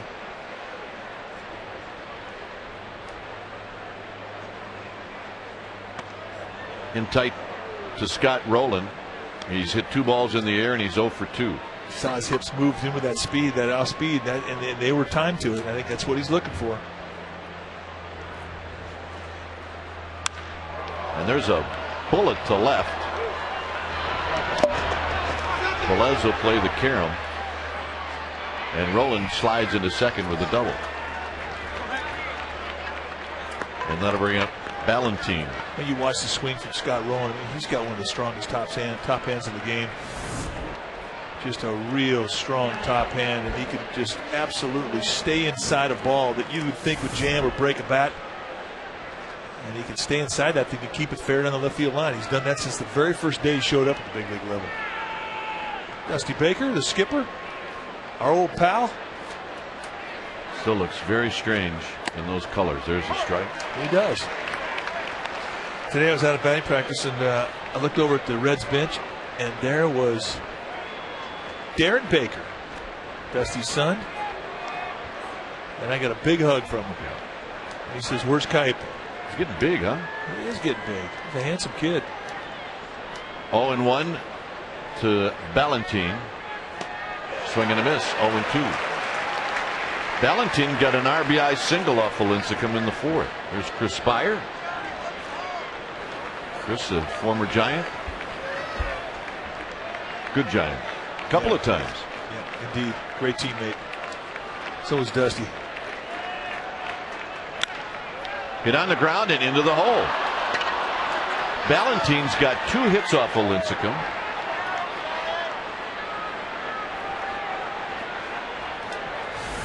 Mike was talking about Darren Baker, and there's Dusty with his kid.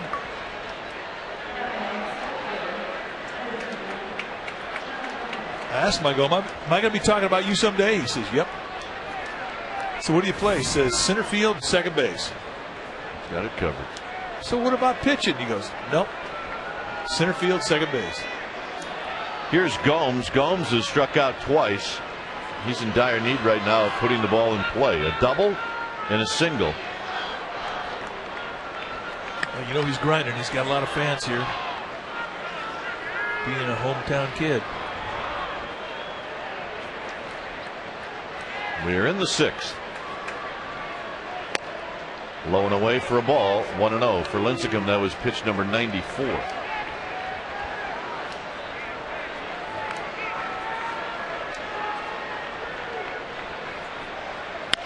On the ground, Sandoval on the back end. They'll get one there, and that's it. And a run comes in. It's 4-3. Nice play, Sandoval. It really is a nice play. I thought once his foot slipped, there was no chance at second base. Smothers the hop, and look at the back foot give, and just in a flat foot throw throws a seed to Sanchez. And Gomes, just too much speed in the backside. No chance for the deuce, but to even get one out here, I think the Giants are fortunate. Here's Hannigan.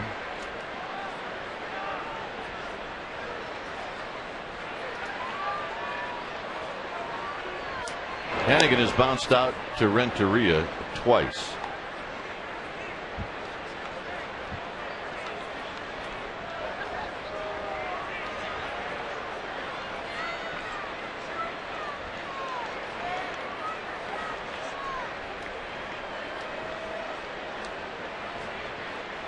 And a strike right there at the belt. No balls and one strike.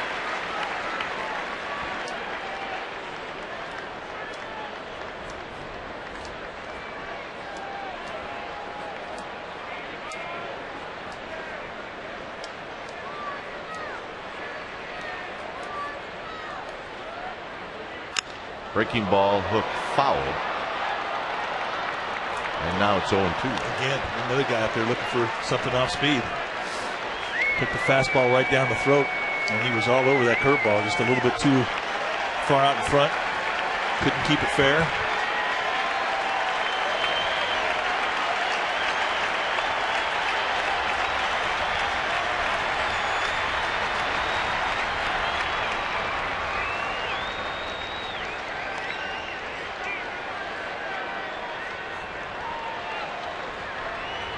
Oh, 2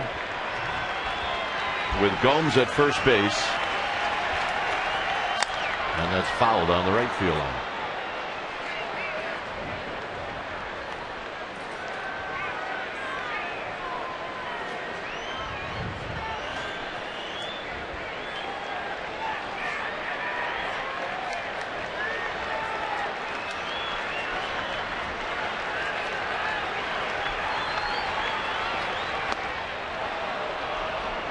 An 0-2 changeup.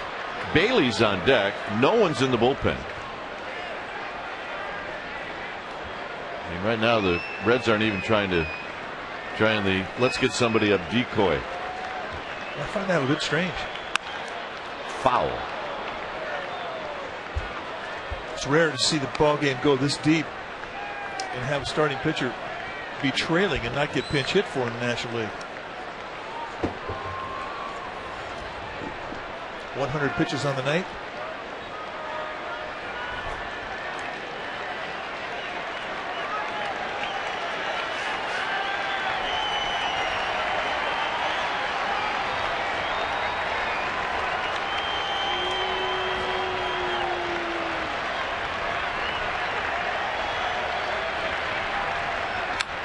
Fouled again.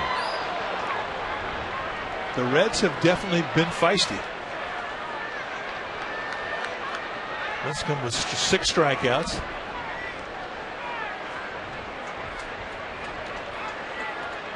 This will be pitch 102. And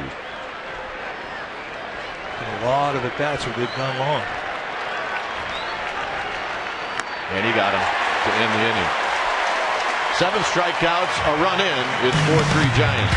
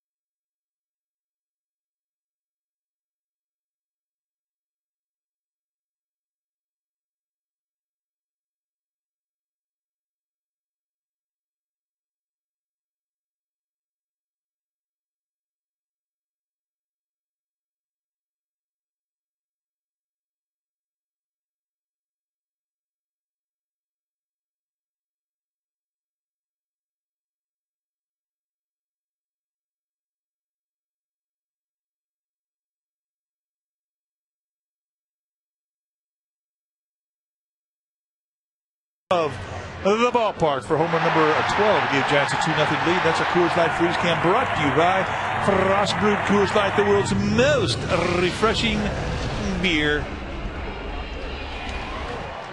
There's Benji Molina taking a breather, a long 6th inning. Giants going to try and get that 1 run back, and it'll be a few more. Randy Wynn to lead things off. Lon Simmons just stopped by. Looks good. Lon's in town. You know what? Lon comes in for the big series. This one in the Dodgers. Lon does look good. Every time I see him, I go, "How's your golf game? Have you shot your age?" Because I shoot my age every time out. When I get to 86, I just quit. Swing and a miss by Randy Wynn. Wynn lined out to Joey Votto in the 4th inning.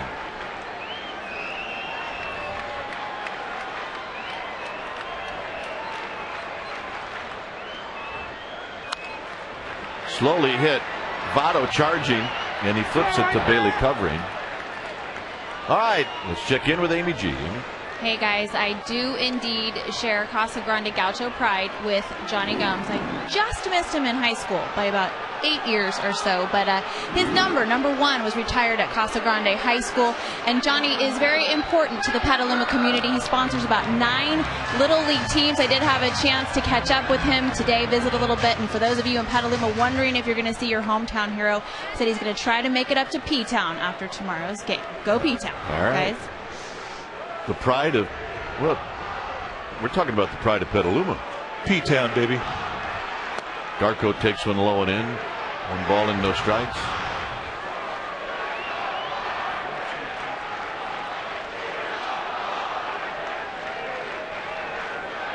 Garco fisted one into left field for a hit.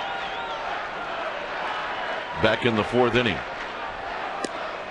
Off the plate, 2 balls and no strikes.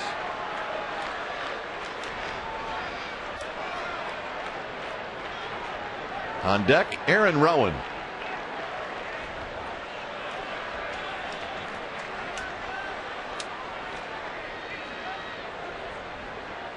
Garco, big chopper. Waiting on it is Gonzalez. His throw is perfect, 2 outs.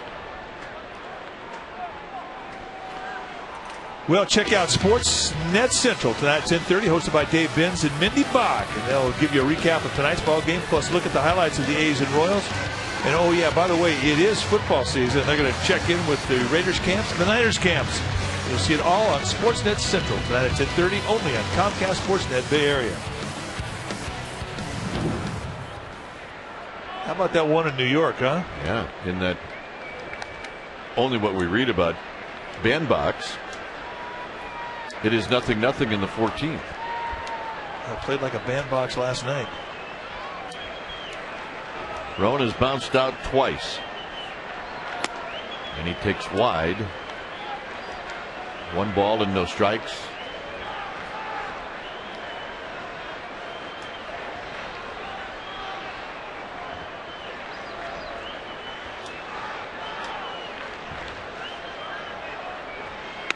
Strike to Rowan. 1 ball and 1 strike. This might be one of the quicker Red Sox Yankee games. But time-wise, you're in the 14th. Rowan with a base hit up the middle. Well, if there are 2 teams who could play a 1-0 ball game and make it last 3 hours and 54 minutes, the Yankees and Red Sox could do it. They take way too much time getting in the batter's box. A lot of overthinking in those games. It's amazing. Every guy's got his own deal, and it's crazy. Get in the box and hit. You want a prototype to model yourself after? Go get some of the games that Barry Bonds used to play. Watch how he got in the box, stayed in the box. That's how you're supposed to do it. Renteria is 1 for 2.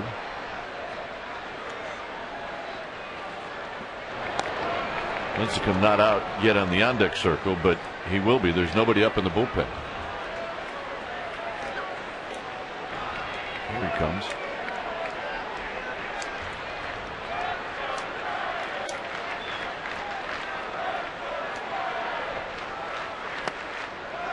1 ball and no strikes.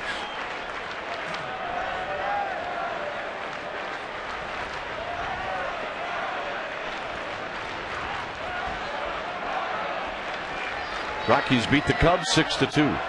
Start out that series in Colorado. Here it's 1-0 to Renteria. 2-0 to Renteria.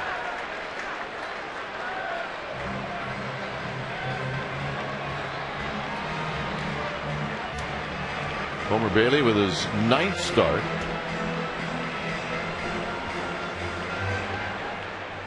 Next pitch, number 95. The 1st and the 5th.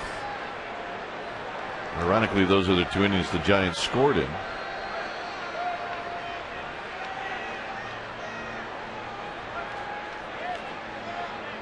And diving back in is Aaron Rowan. Tomorrow, no TV, none. Not even a little bit.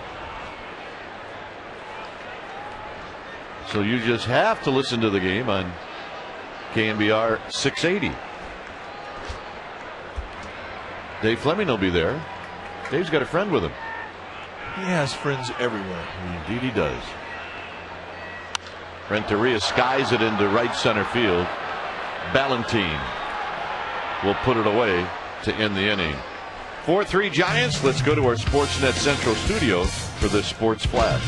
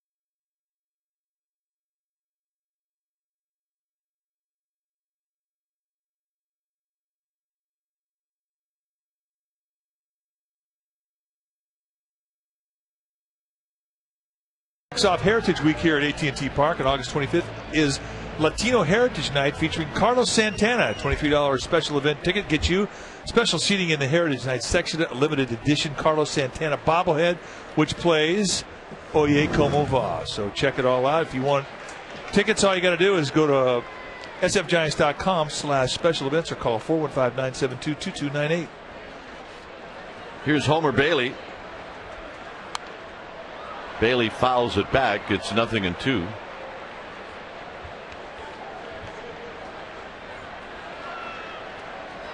Bailey bounced out in the 1st, struck out in the 5th. Here he takes down low Tavares and then Gonzalez. It is a full moon. Well, that explains why Homer Bailey's hitting here in the 7th inning. Strange things do happen on full moon nights, especially Friday full moon nights. 2-2.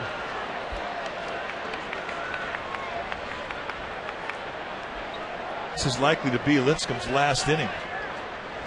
He's due to lead things off for the Giants in the bottom of the 7th. Look out. Well, our ball dude's got to make a better effort there. Vince Gomez. Gomez decided that being a spectator was more fun. Vince, set the alarm clock. Let's go.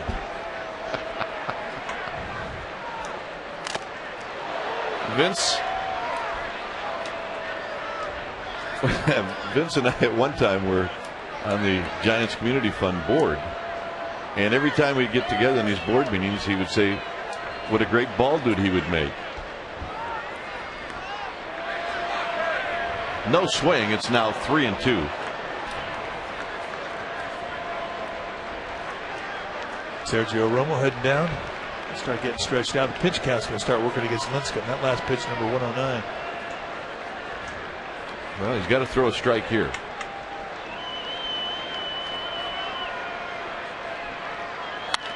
Up the middle. Sanchez on the backhand. His throw, got him. Nice steady play by Freddie Sanchez. Well, certainly not an easy play. Well to his right. Setting up quickly. Bailey is athletic. He's getting down the line pretty well. And Freddie Sanchez put some good footwork on a play where he kind of, I don't think you expect a play like that when you have a pitcher hitting. Well, you expect to swing a little late and maybe hit a ball more to your left than to your right.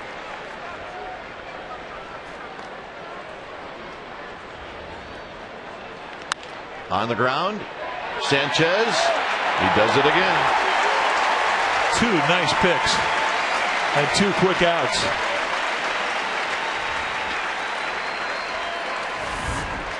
Now, the more plays you get, the more of a rhythm you get.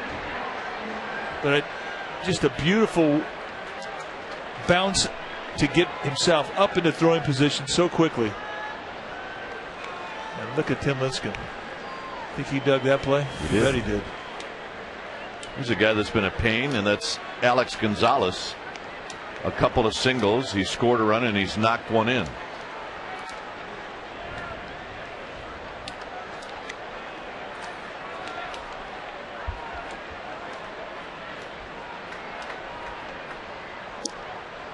First pitch is down low.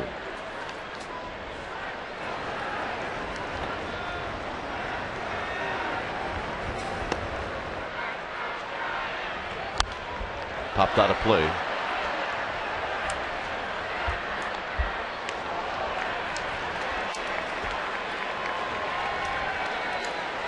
We were debating in the radio booth before the game if this was a sellout because of Lincecum or because of John Miller.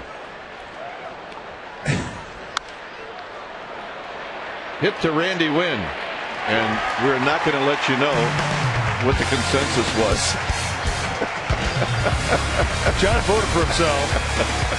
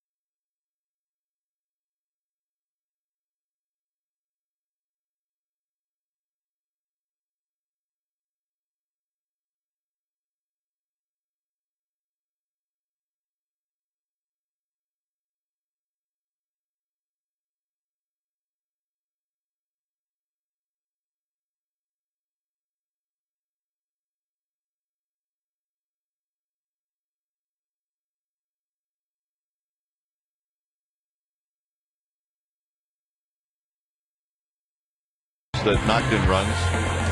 Reds have a current 8-game road losing streak. Molina and Velez each have 2-run home runs, and Lincecum, as always, outstanding. And that's our McDonald's game summary.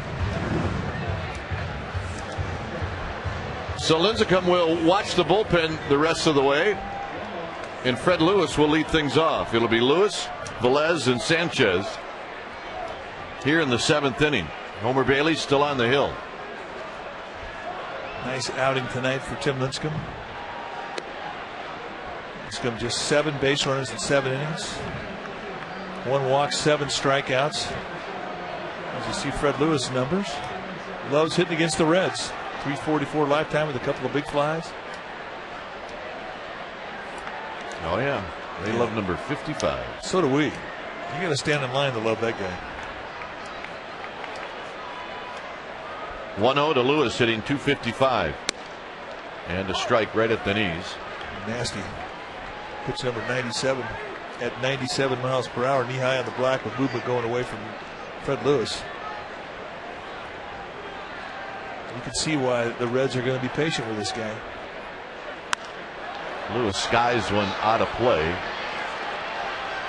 and it's 1-2. Lewis, as a pinch hitter, is 4 for. Let me make sure this is right. Lewis, as a pinch hitter, is 4 for 16.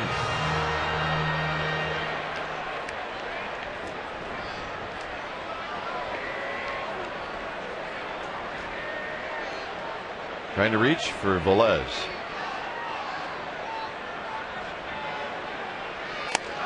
Up and in, 2-2. What do you think is a good batting average for a pinch hitter? You know what, Mike? I think anything over 250 is pretty good.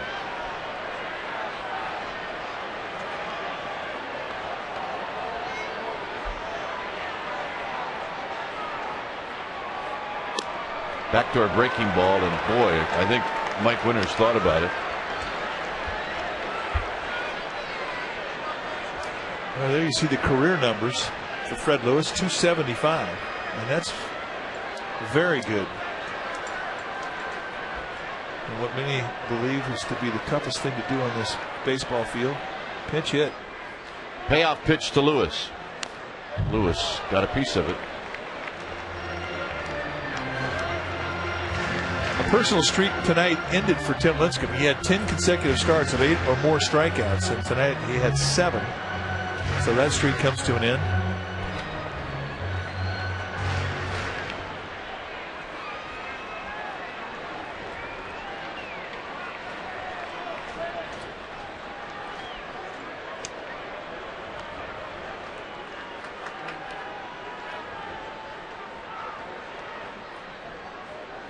Lewis, foul.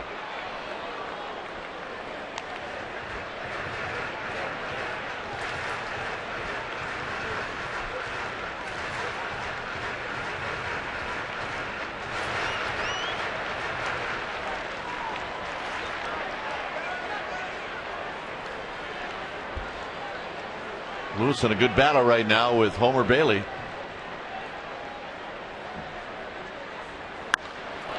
Line drive, left center field.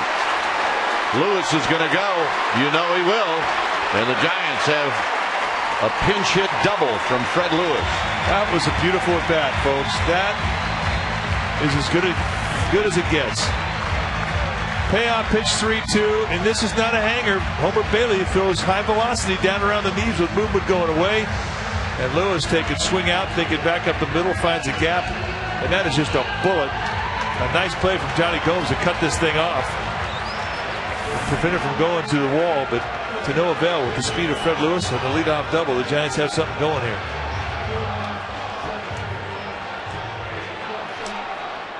Here's Velez.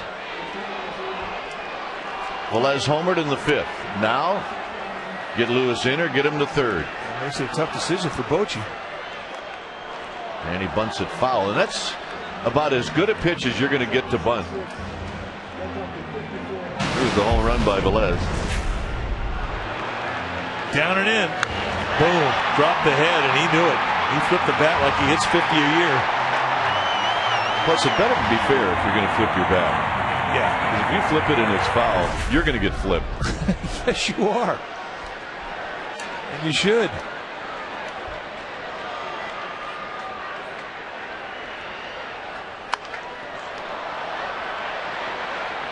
This one's going to be out of play. Bruce Bochy saw Velez try to bunt on the first pitch, took it off. Well, I think I would have done the same thing. As you mentioned, it was a pretty easy pitch to bunt. Big, slow curveball that was belt high. And the reason a breaking ball is so easy to bunt is that it's got movement going down. So if you make contact with it, it's going to go on the ground. You're not going to pop it up.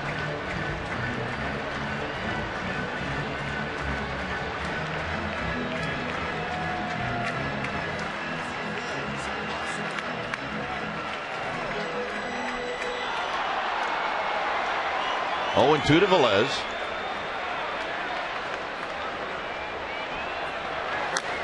Velez pulls it foul.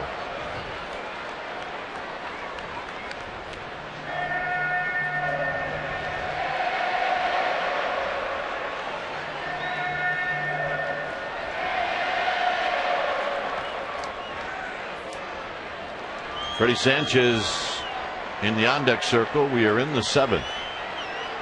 Reds have some activity in their bullpen. It's Nick Massett, the right-hander.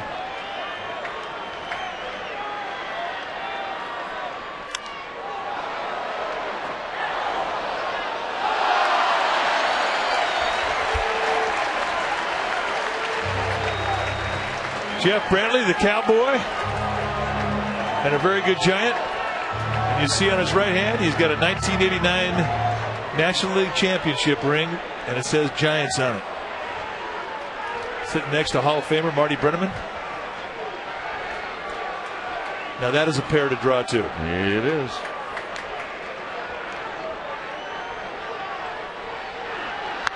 On the ground and a base hit. Lewis is going to be held, and Velez comes through. Boy, another great at bat. Boy, he has absolutely arrived. And, you know, when a player starts to believe he can play here, he starts to polish up every part of his game. And a nice at-bat, a payoff curveball, rakes it through the side. That's going to be it for Homer Bailey. Here comes Dusty Baker. When it's time for a change, think Speedy Oil Change and Tune-Up. Your oil change tune-up and smog expert. We'll be back.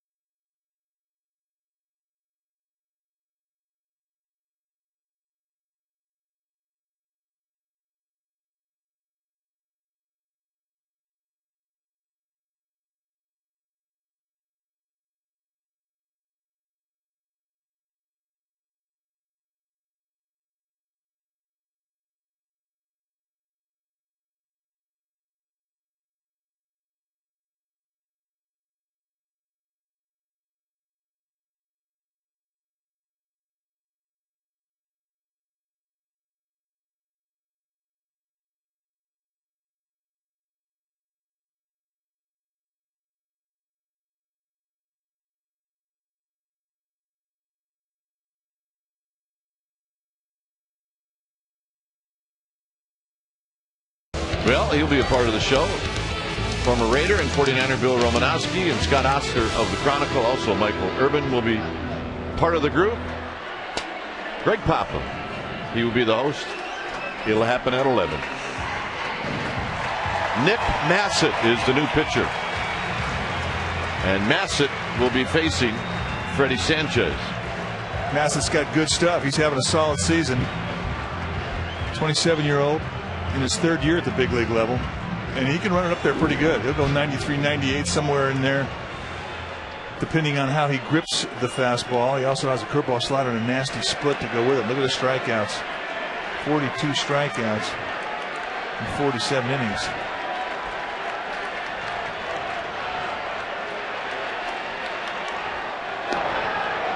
you look at his hits and walks combined, they total 49 base runners on the year and 47 in the third. That tells you all you need to know about a guy. When you're right around averaging 1 base runner an inning, you're having a great year.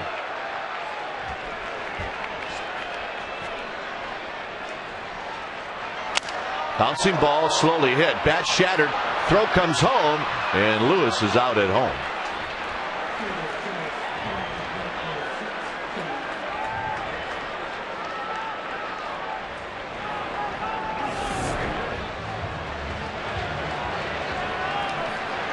Fred Lewis was not going on contact. That was a decision. And Gonzalez with a play right in front of him with a strike right to Hannigan.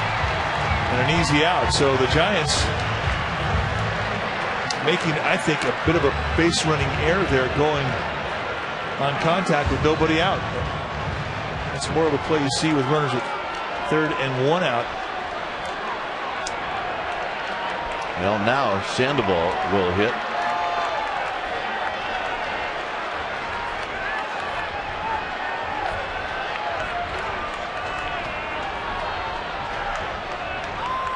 Pickoff play was put on, and there's a line drive foul. Gonzalez was standing at second, and Massive threw home, and Gonzalez is a little hacked off. This is called ignoring your shortstop. Well, look at the left side of the infield. You're never supposed to, when a guy breaks like this, you're supposed to step off. You're not supposed to come home. You know, a lot of times, Mike, I've seen it in the eyes of the pitchers. They're concentrating so much on the hitter, they don't even notice that you've gone over there. That's true. That absolutely is true. 0-2. Boy, nice pitch there. 96 on the corner outside of the knees. Sitting up and just blowing right through a swing. Sandoval trying to pick up Freddie Lewis. He made a base running mistake. He was trying to do it in an 0-2 count.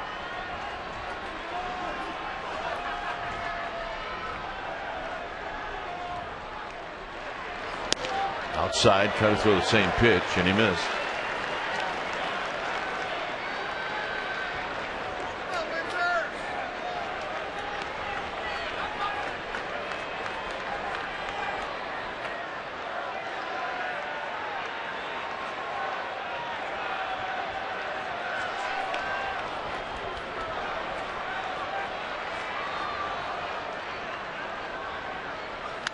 Foul back. Good battle right here. You know, I mean, the Giants may have had a play on where they told Fred Lewis to go on contact. So we're sitting up here grilling Fred Lewis, and it may have been that that was what he was told to do.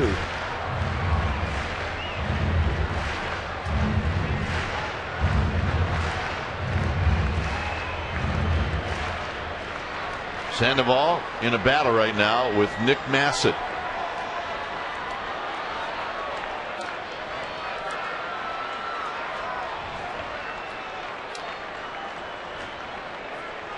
Sandoval walked and scored in the first, hit a line drive to the right fielder Ballantine in the third, and then he bounced out to Scott Rowland in the fifth.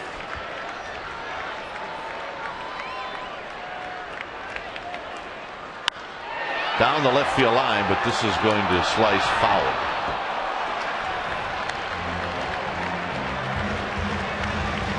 Well, I guess if you bring those, you can clap for 2 people. Is that the deal? Yep.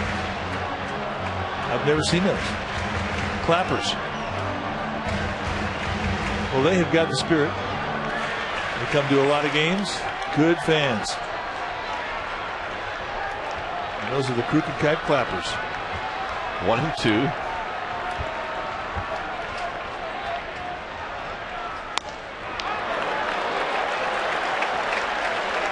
We got ourselves a first-class battle out here, partner.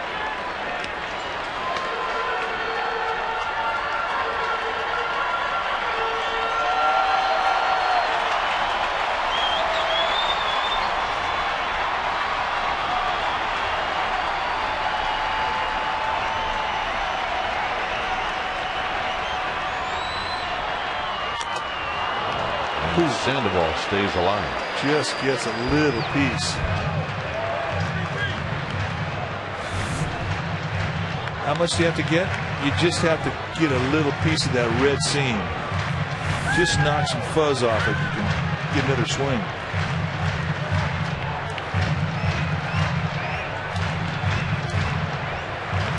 Oh, yeah. We have pandas all over the place. 2 balls, 2 strikes. That was a game face, too, by the way.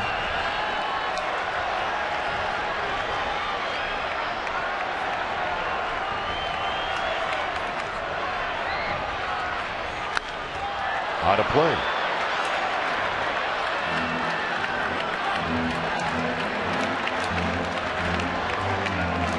This will be the 9th pitch coming up. Yeah, the Pandas are getting restless.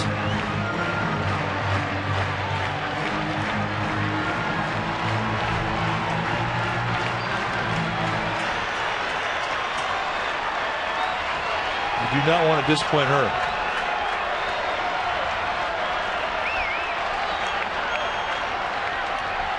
Bassett will just keep an eye on Velez. Sellout tonight. A sellout. Velez and Sanchez aboard here in the 7th.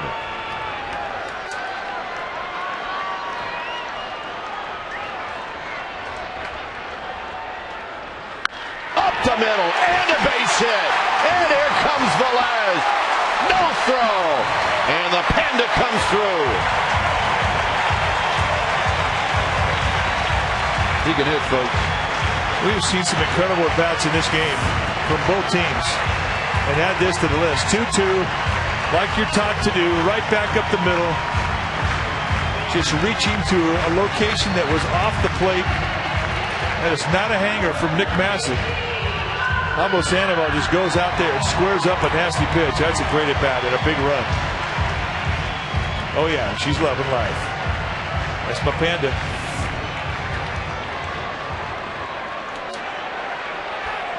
Here's Benji Molina.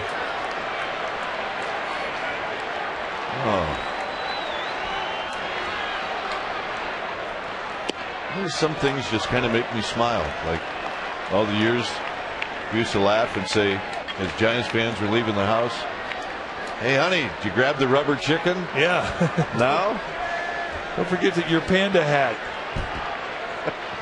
I'm good. Oh my goodness. I love our fans. They never let us down. Foul to the backstop. 2 adults making sure that one is packed a Panda hat. And very proud of it. Oh yeah. She is fired up. Her Panda came through for her. Absolutely. Benji Molina, a home run in the 1st.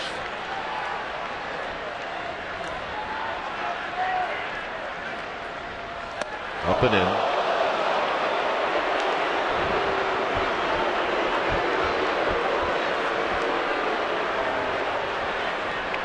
Sanchez at second. Sandoval at first. Into it. Oh yeah, she will not want to leave when this game is over. Outside to Molina, 3-1. High five for you and you and you. This guy in front of her just said, "You know what? You've been on TV." Gamer. 3-1.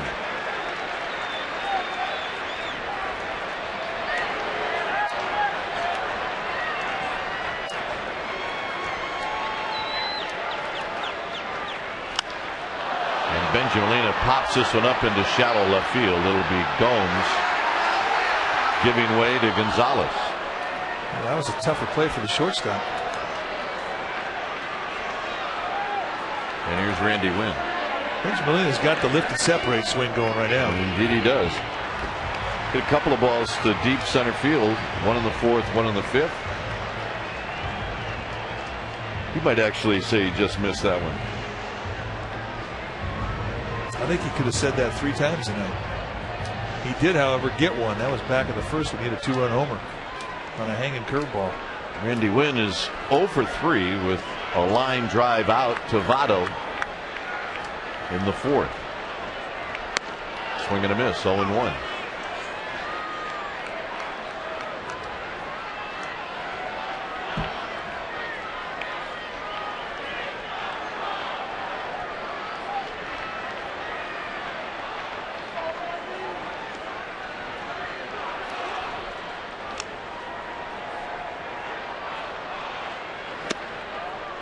Now it's 0-2.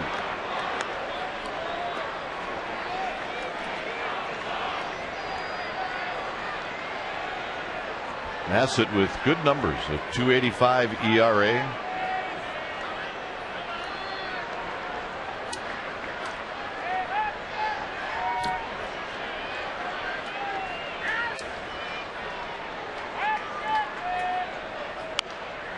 Randy Wynn pokes this one foul to stay alive. By the way, that ball that went into the Reds radio broadcast booth, we've only had one come in here in all the years we've been here. So that's very unusual.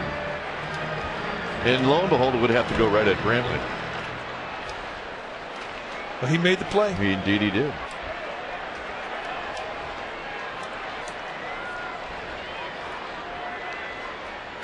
In tight. 1-2. Bassett thought it was a strike.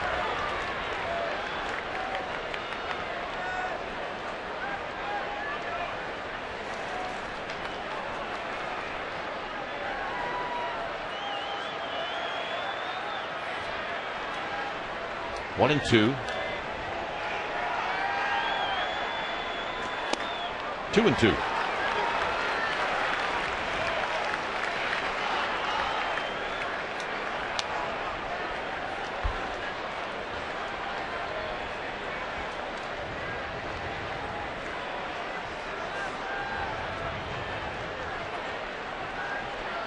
Sanchez at second, Sandoval at first.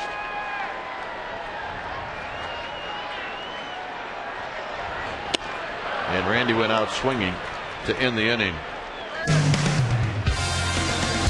Jeremy Affeldt coming in. It's 5-3 Giants.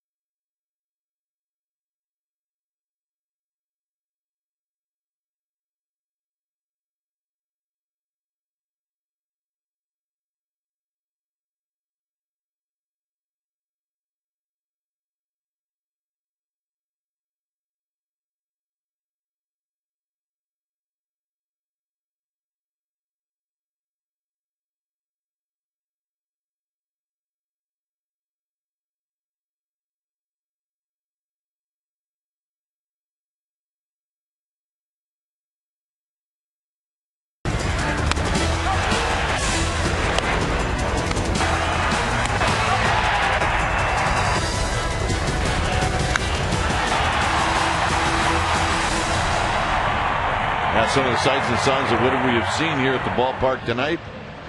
It's a 5-3 lead for the Giants. It'll be a bullpen game. The rest of the way is Jeremy Affeldt stands on the mound to face Joey Votto, who is standing in.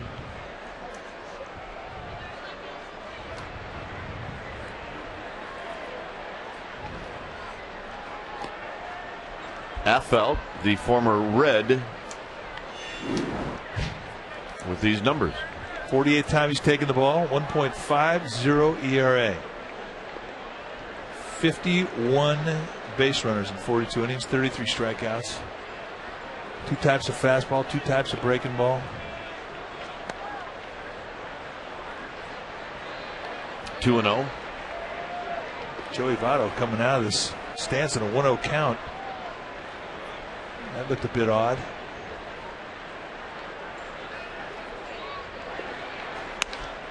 And a strike. 2 balls and 1 strike. Votto immediately rubbernecking Mike Winters, thinking that ball was outside.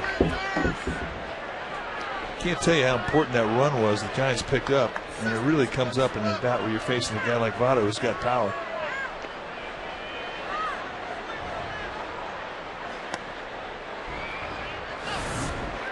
Here's the 2-0 pitch that Votto did not like, and watch how quickly he turns to Mike Winters. Well, it was only 10 inches outside. It's right down the middle, partner. What are you talking about? 2 different perspectives, one from a hitter, one from a pitcher. I'm just kidding.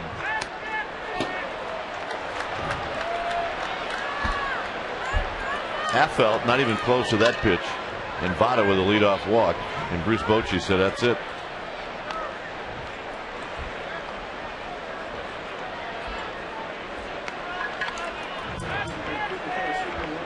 But it's time for a change. Think Speedy Oil Change and Tune-Up. Your oil change tune-up and smog experts.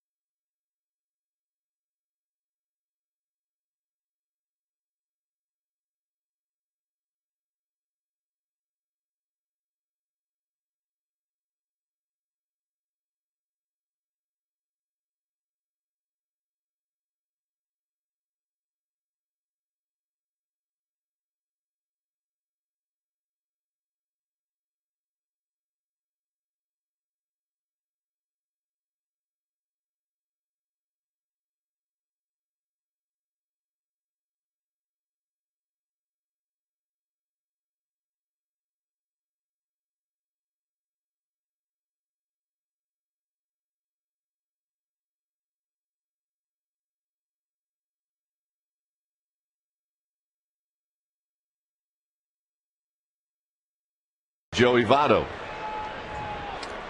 24th time he's taken the ball, 3-1 on the year, whittling that ERA down after he had a little bump in the row after the All-Star break. 19 strikeouts in 17 innings against 6 walks, 26 runners. Those are good numbers.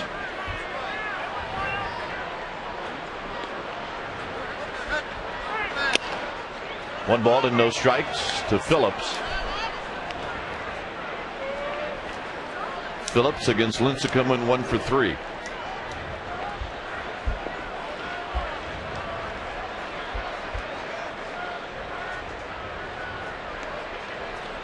Phillips has hit into 14 double plays this year, the most on the Reds team, and I mean by a bunch. There's a late call strike to even the count.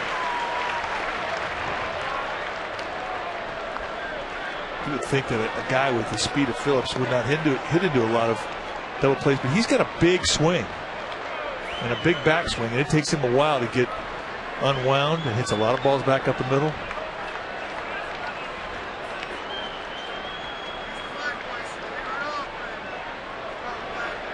Almost started to go, but stopped.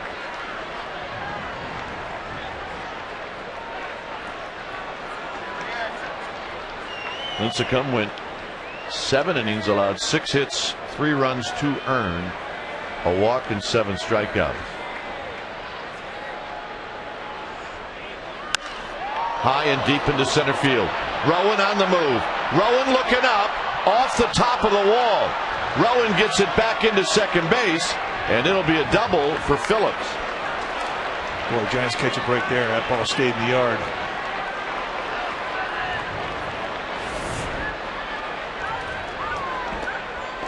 Ball right there, knee-high out over the plate.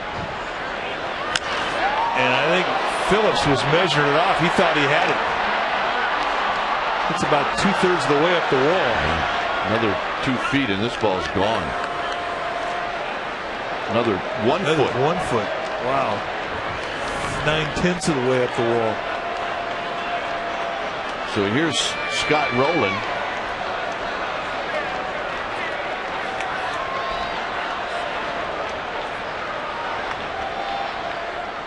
And a big breaking ball for a strike, and that's what Romo has been pretty good at. Look at the fan reach out.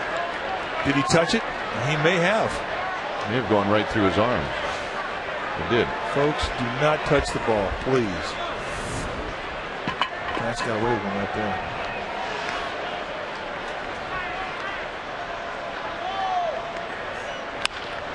Another breaking ball, and this one is pulled foul.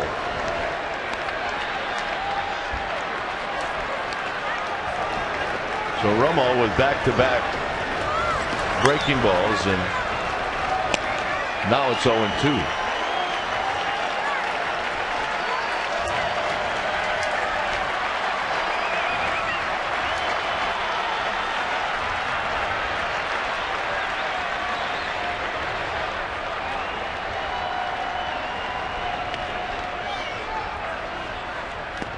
In the dirt, 1-2.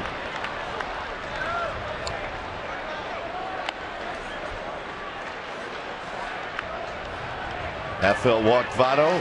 Phillips bangs one off the top of the wall. Brendan Metters joins Brian Wilson in the Giants bullpen.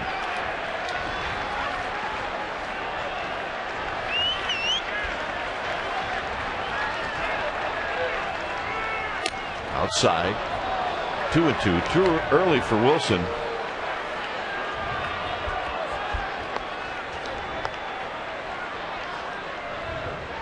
Big pitch right here. I mean, he's got an open base, but you really don't want to walk the go-ahead run. I know you can take advantage of an open base and pitch to this guy on a corner when you have a 3-2 count. But you'd like to avoid it if you could. Strikeout situation for Romo. Roland has seen just about everything. Giants will give up a run to get it out.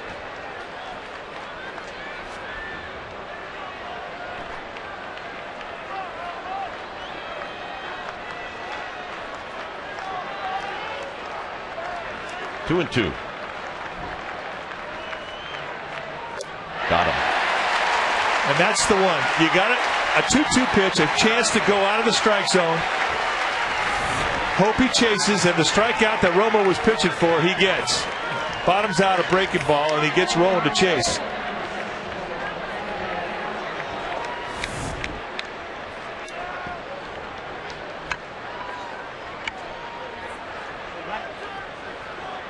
Valentine had a good night against Lincecum. He walked, and then he had a pair of singles off of the Giants righty.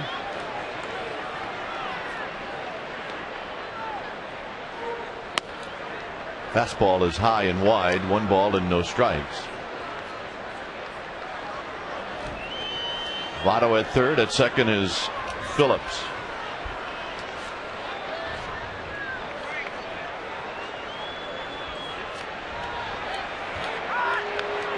Now the ball gets away from the Reds bullpen, and the action is stopped.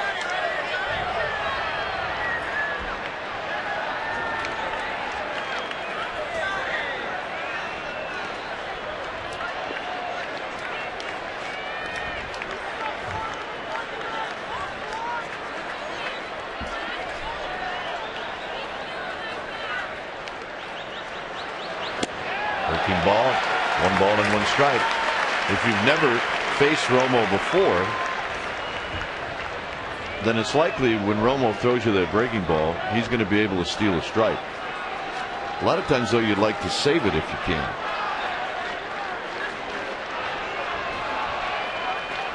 Well, he throws it right at the right-handed hitter. I mean, you really can't see it from this angle where the camera's set a little bit over the right shoulder of a pitcher. Just misses.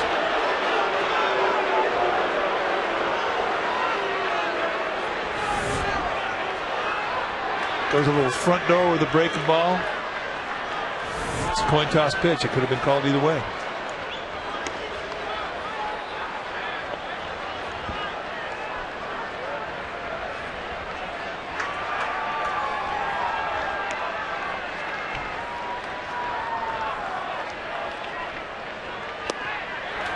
Now it's 3-1.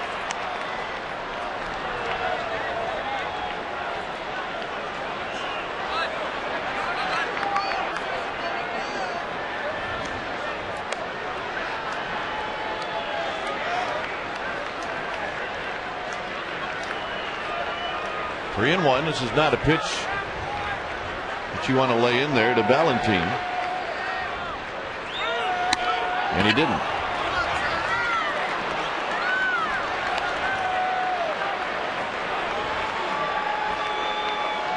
Skipper's leaning. He's got Wilson down there greased up. Gomes is coming back.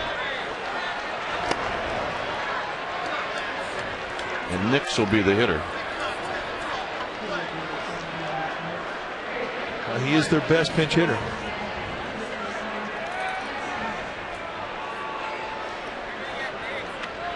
Nix 7 for 27 on the year with a home run.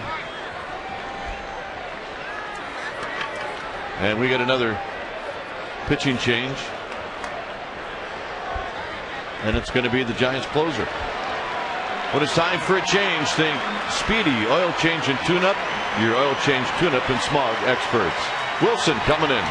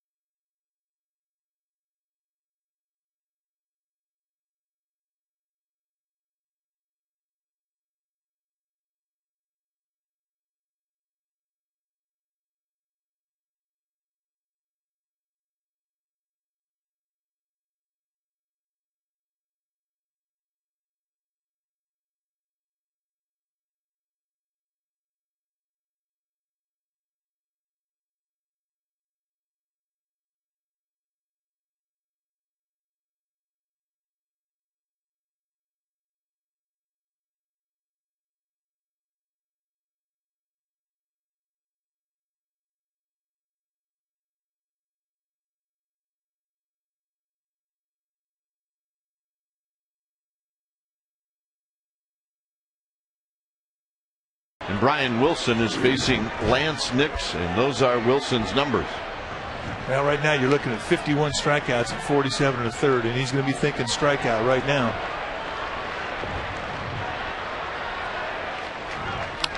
Outside to Nix.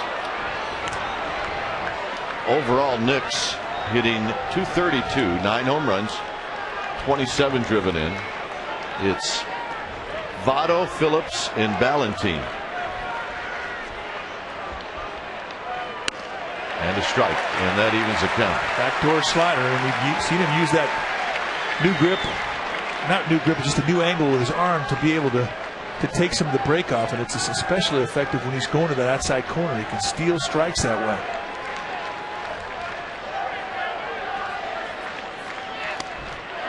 Oh, he tried it again and didn't get the call. It's 2 balls and 1 strike.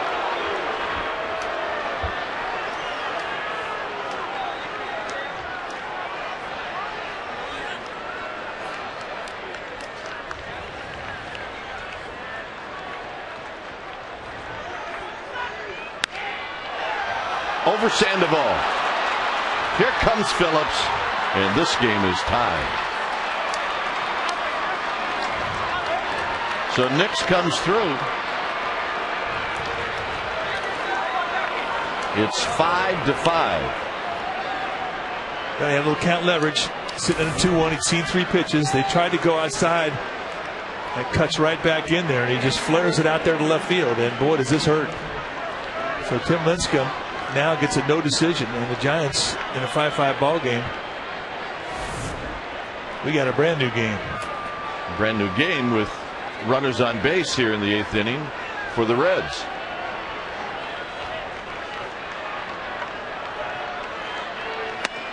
And it's in tight to Ryan Hanigan. Valentine at second. At first is Nix.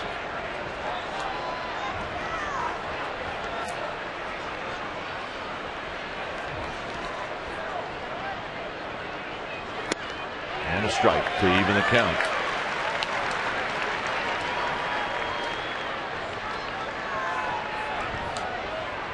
Five to 5 here in the 8th inning.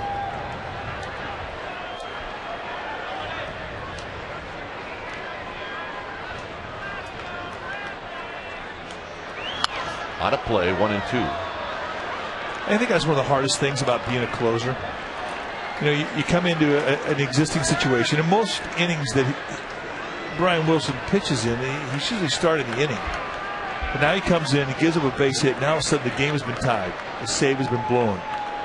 And it's really hard to get all of your energy back into that one pitch, because once the bubble's been popped, it's hard to get your focus back in that same inning.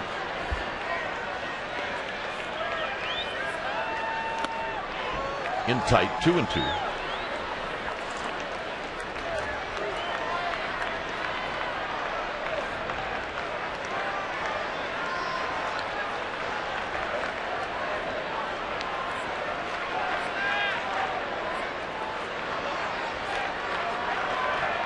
Giants bullpen has not imploded much this year. They've been money from day one. Sanchez near the bag. That's 1. That's 2. Garco. Rowan Renteria coming up.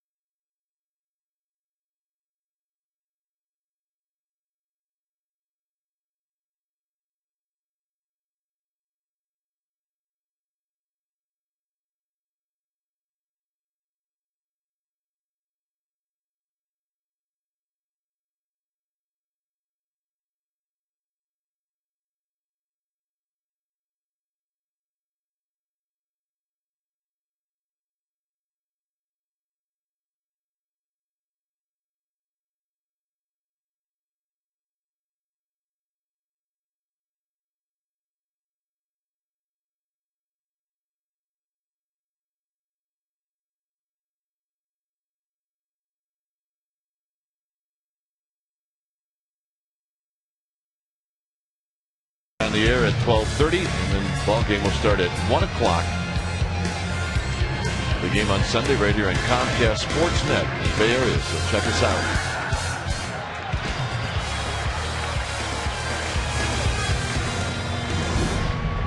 Garco will lead things off. It's a 5-5 game. And David Weathers will take the mound. Nick stays in the game. He's in left field.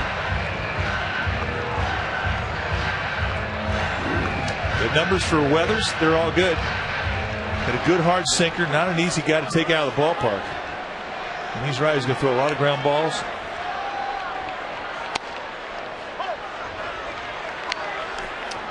Have a fastball right around 90-ish. Good hard slider. He'll throw a changeup every once in a while. But he's discovered the front door sinker and the back door sinker. He'll back door the righties, front door the lefties. Garco singled in the fourth. He's 1 for 3.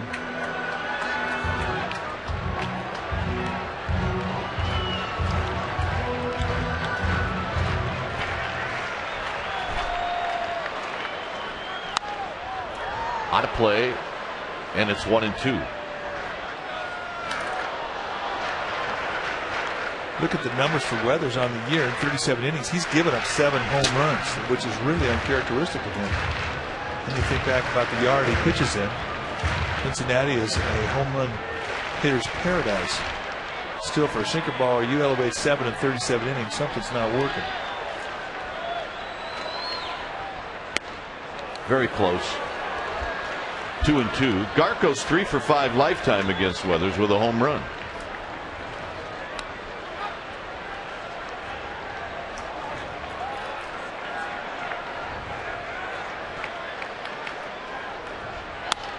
Out of play again as Garco stays alive.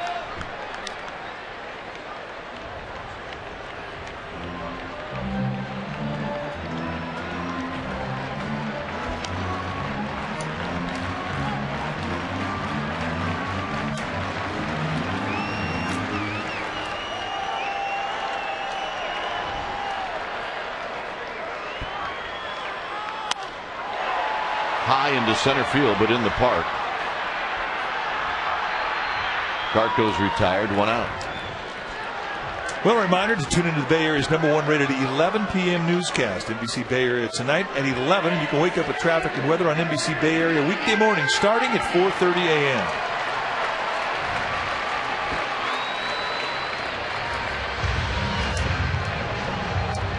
Here's Rowan.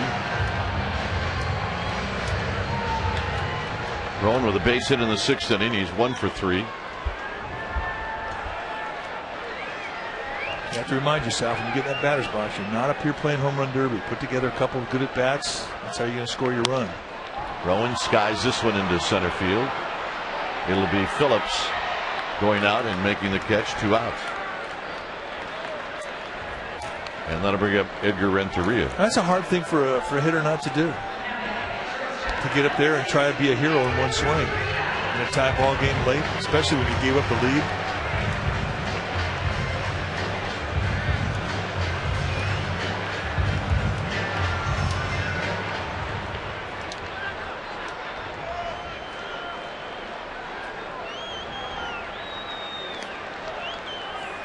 Renteria takes one up and in. He's faced Weathers 20 times, 7 for 20.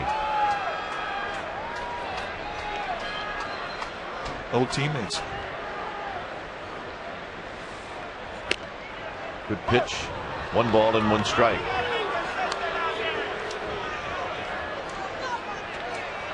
Travis Ishikawa comes out.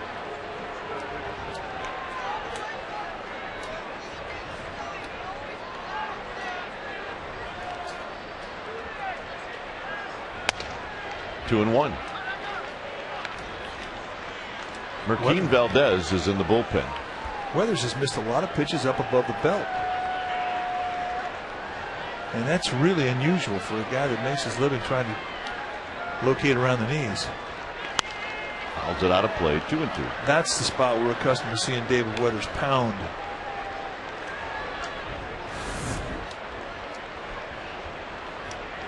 That one right there. That one right there, that is where he makes his living.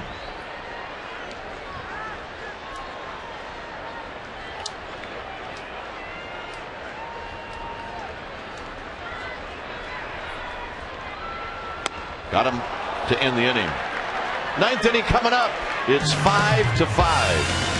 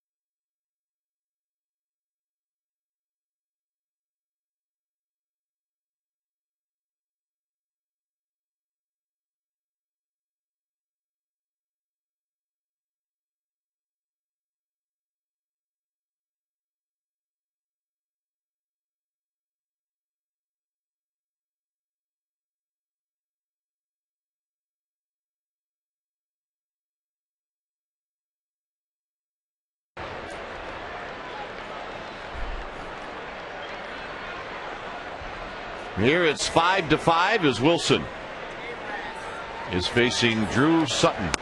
And Sutton a little tardy, and it's 0-1. Sutton is 4 for 23. He's a switch hitter.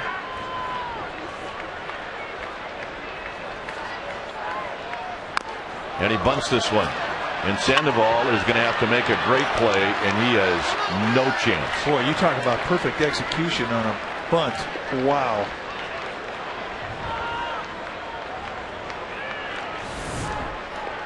Shows late, deadens the ball, and this thing just bites with Sandoval playing back, and the speed of Sutton, no chance. And here's Taveras, who is going to bunt, and with his speed, he's going to put a lot of pressure on the defense right now.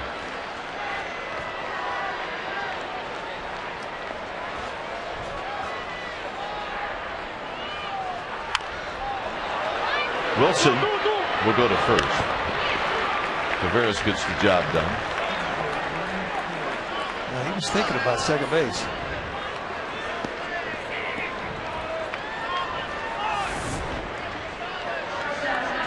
You always anticipate. You can look at the legs.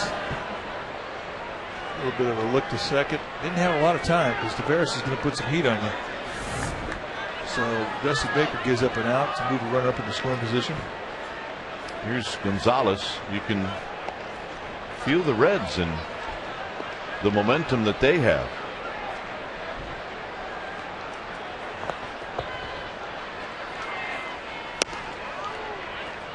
Down low, 1 ball and no strikes.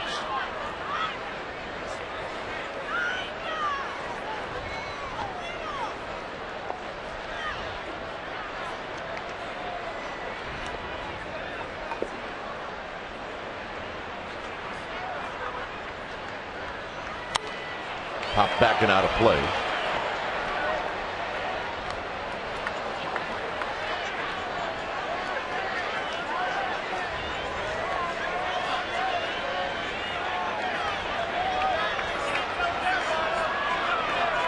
Gonzalez, a pair of singles, 1 in the 4th, 1 in the 5th.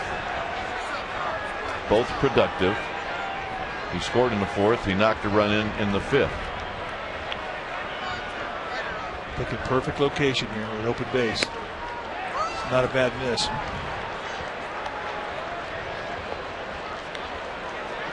This is when you have an open base and you can take advantage of it. You walk this guy, really, you don't lose anything.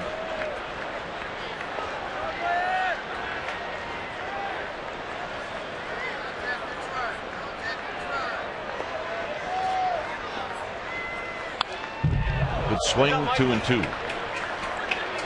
What you don't want to see here is just a straight challenge, mislocation right out over the middle of the plate. You don't have to do that. You have a 2-2 count, but in essence, in your mind, you're thinking it's more like an 0-2 count with an open base.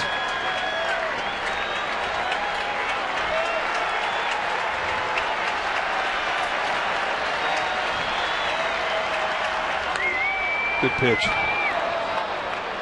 Perfect place. Started off down and away, let the movement take it out of the strike zone, hope he chases. And really, from Gonzalez, it's a pretty good take.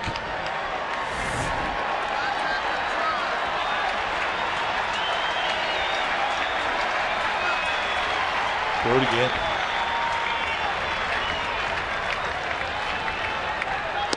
I think he got him. He did not. Well, it's perfect execution from both players. I mean, you talk about game of inches. He comes back indeed, 3-2 slider and just a real good teaser, and he comes to within that much of getting the strike zone or getting the strikeout. That could have been called a strikeout. Jerry Lane, the veteran umpire at first base. But that's a check swing that really could go either way.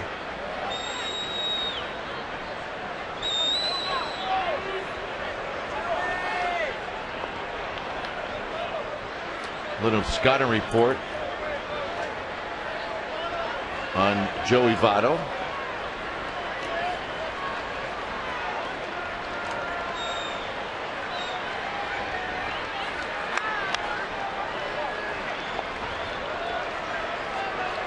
Votto has only faced Brian Wilson once, and he struck out. As Metters again heads down to the bullpen.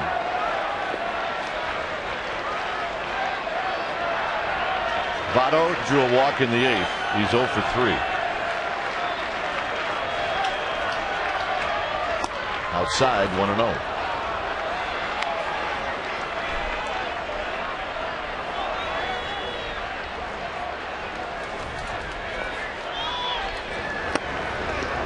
Brandon Metters starting to get greased up. It is white knuckle time right now.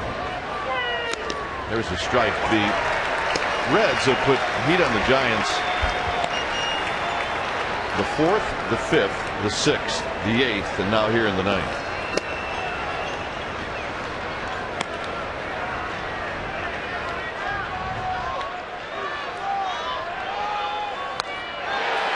One and two. Just doing right by a good hitter. On a 1-0 count, he puts 100 miles an hour in the corner for strike one. Here he just throws 99 right through him. And that was not your 2-strike swing. Yeah, if you could throw it there again, that's what you do. Now you also have the ability to elevate that thing above the hands here and go out of the strike zone and hope he chases.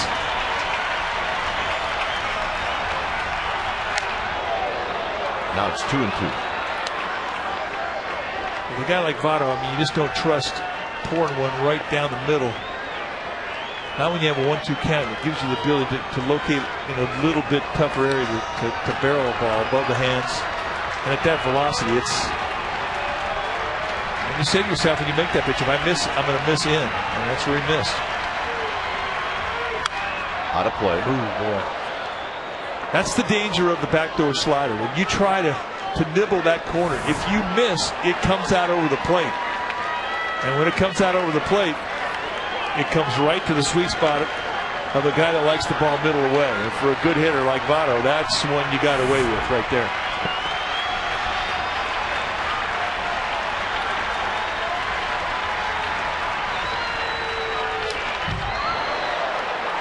But right back in that same spot he got the second strike. And Votto was on it.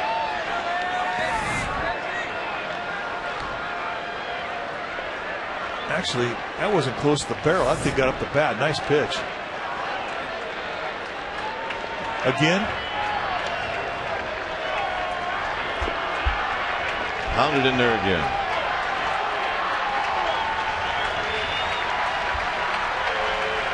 Molina wants it up.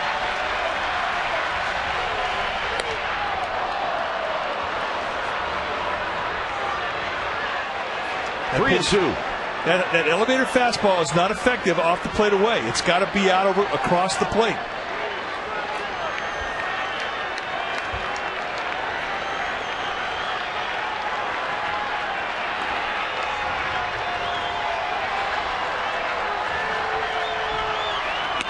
See ya. Brian Wilson cannot believe it, and Mike Winters rips his mask off and stares him down. We don't see much emotion from Brian Wilson, but he really thought he made strike 3. And if you think back to the first strike of this sequence, this is exactly the same pitch that got called strike 1 earlier. Throws it right on the outside corner and gets ball 4. Brian Wilson was barking.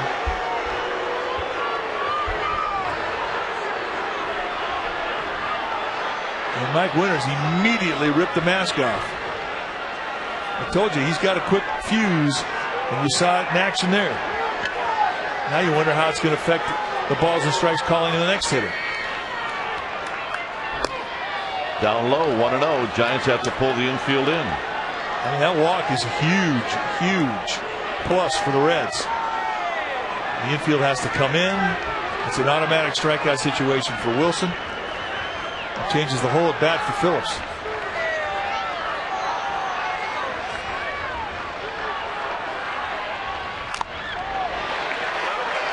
1 ball and 1 strike. Sutton, Gonzalez, and Votto are your base runners.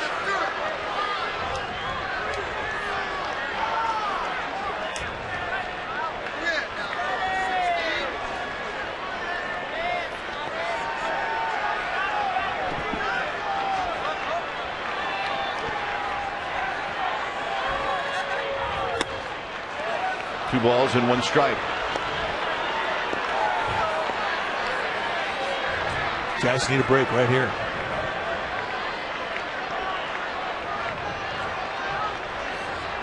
There you see the infield pulled in.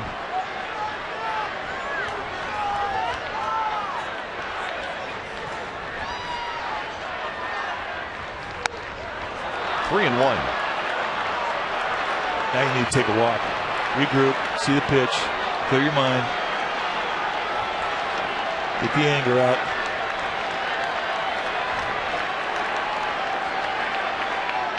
Regain your focus.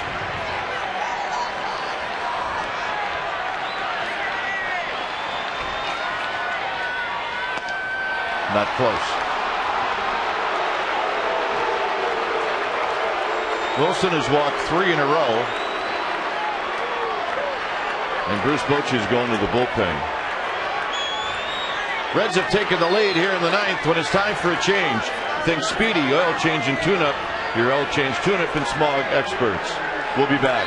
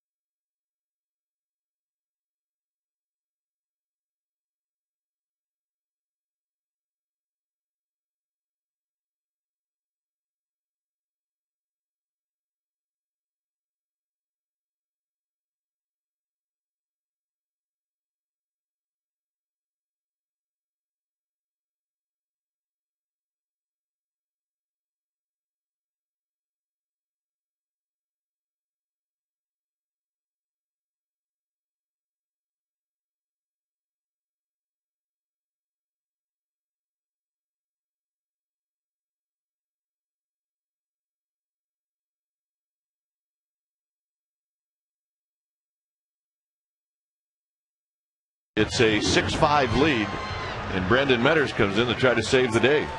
Well, 43rd time he's come in, and it is a strikeout situation that he inherits. 1 out, bases loaded. Reds taking advantage of 3 walks in this inning to take the lead. Gonzalez, Votto, and Phillips all walked. Here's Scott Rowland. Wow. Mike Winters has all of a sudden become very inconsistent with that breaking ball and with his balls and strike calling. Metters coming right across the plate with a strike that could have been called a strike. Right now, a lot of frustration in the Giants dugout.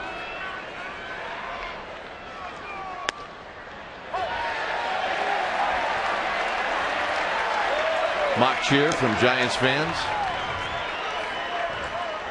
Now those are pitches on the corner. They're coin toss strikes. You see them called both ways, strikes or balls, but you get frustrated when you see 3 walks in an inning. Slowly hit to Sandoval. Sandoval's going to come home, and Molina dropped it.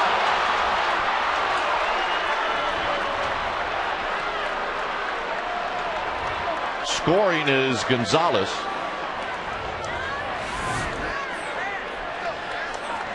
That's going to be a tough play, off balance throw, and Molina stretches on a ball he should have caught. Yeah, there'll be an error on Molina.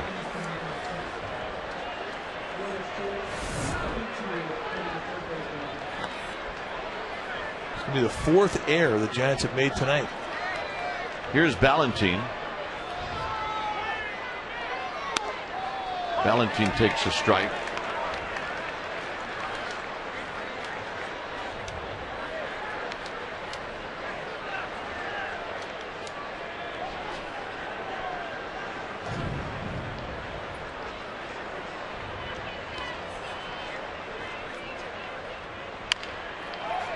Another play home for Sandoval, and this one hits the back of the runner. And coming in to score is Votto.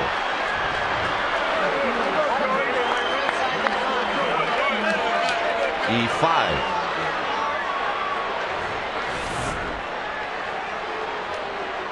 Well, it looks like he has a problem with the exchange. Glove hand to bare hand, throws into the runner. And the Giants make their 5th error tonight.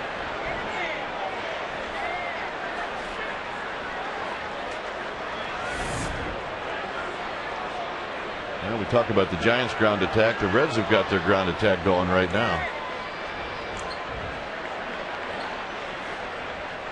Well, they're taking advantage of 3 walks and 2 errors in the inning.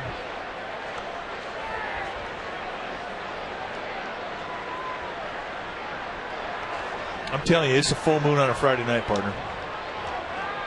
It's the only way you can explain it. We've seen things tonight in this game we haven't seen all year from the Giants.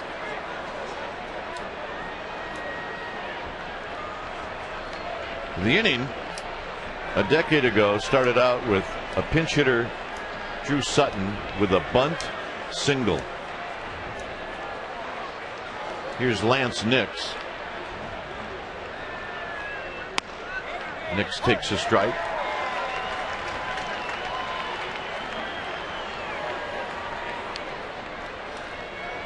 The Braves have just tied the Dodgers.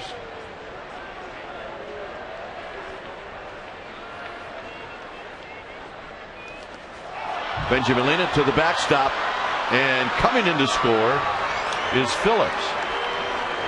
And that'll be a wild pitch. Both runners advance. Breaking ball that comes up high on Molina, and he can't get that big chest protector in front of it. And what could be the worst inning of the year for the Giants continues. And now the infield again will be pulled in.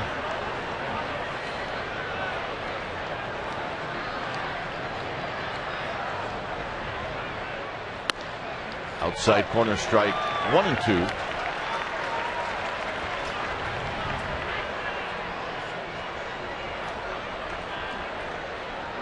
Four runs in here in the 9th.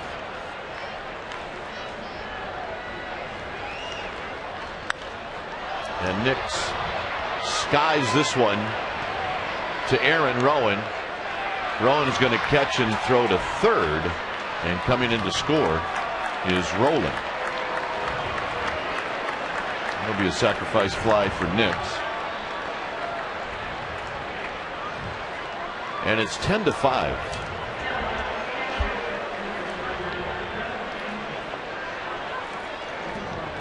And here's Ryan Hannigan.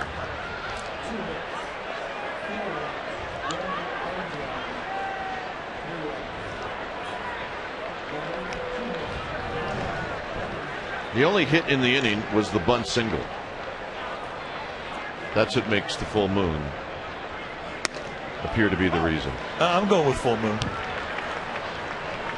And look at this, 5 errors on the night. That for a team that on the season had made 53 errors through 108 games. It's the moon.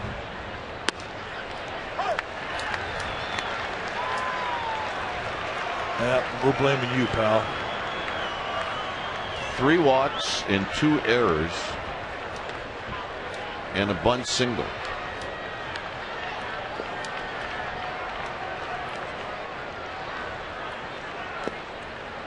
One and 2.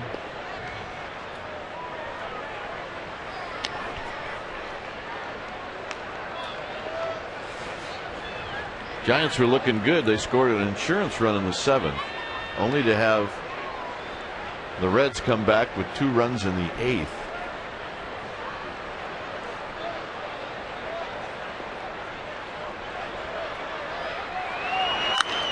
Hit up the middle.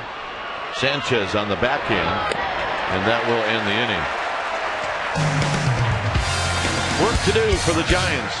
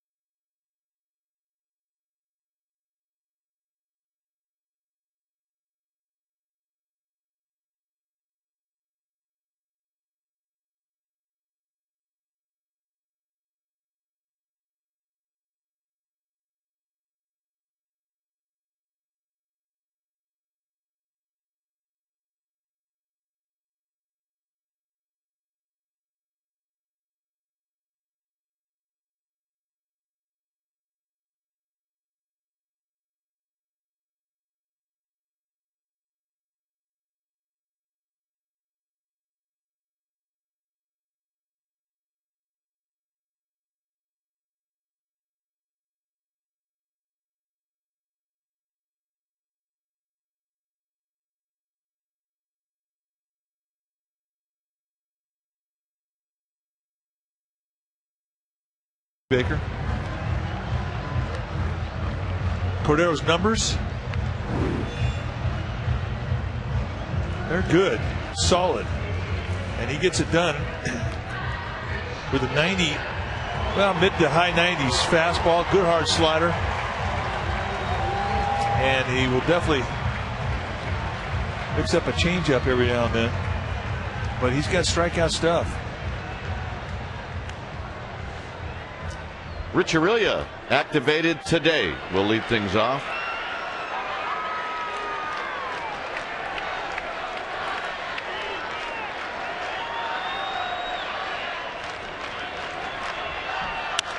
On the ground into the hole. Gonzalez, quick exchange, not in time. It'll be a hit. That's how you like to come back off the disabled list. I don't think Alex Gonzalez is buying the call from Jerry Lane. A nice play. Got him. First from Joey Votto, and I think they did get him. They did. Dusty Baker going to come out here and sort of lay the groundwork for the rest of the series. That wasn't even that close. I think Joey Votto had some body language that got Dusty Baker out of the dugout. I mean, that's not even close. Giants catch a huge break. They'll take it down 5 runs. It all started with a blowing call by the umpire. Here's Velez.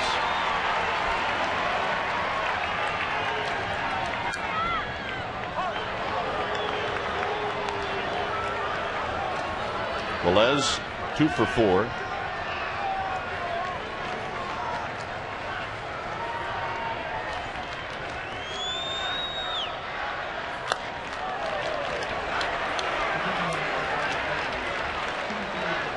Sanchez to follow, and then Sandoval, Molina, Wingarco, and Rowan. The one thing you fear when you bring your closer into a five-run game is him running into a long inning where he throws lots of pitches. And if you could do it, where you could get into the bullpen past the closer, you get a real chance to win the game. The trick is getting the closer out right now. It's obviously not an easy thing to do. Closer's a guy down in the bullpen who's got the best stuff. Cordero with 23 saves tells you he's more than adequate at closing out ball games.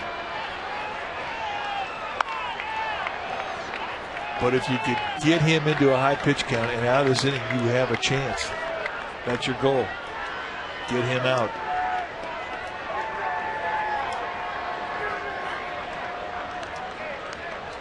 But plus, I think psychologically, if you get a closer out of a ball game, you think it's your game. 2 balls, 2 strikes. I didn't say it was easy. I'm just saying. What you can do tonight may have an impact on the rest of the series. Hey man, you get 20 pitches out of Cordero, it may affect the rest of the way.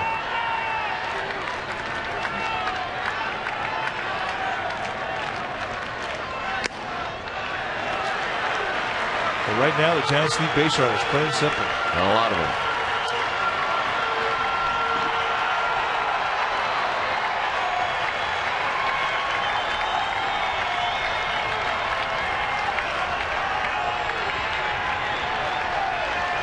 Three and 2 to Velez.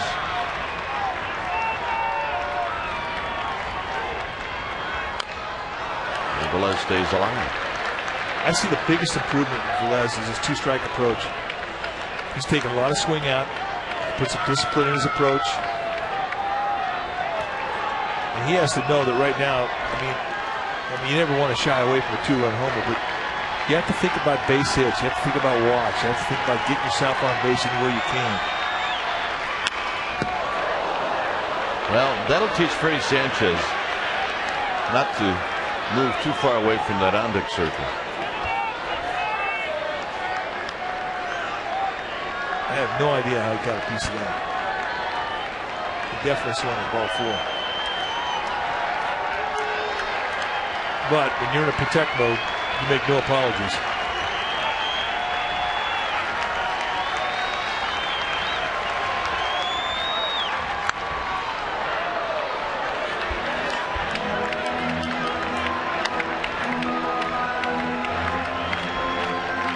This will be the 10th pitch coming up.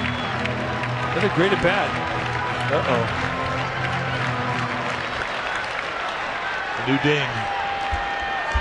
You watch Velez when he gets into his hitting position. The last thing he'll do is he'll try and pull the gloves up right there. I don't see any guy do that.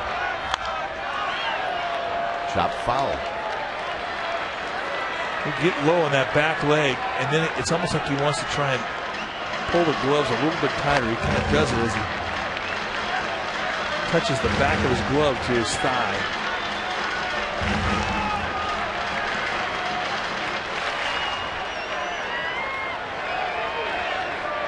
Kind of sneaks up on that batter's box.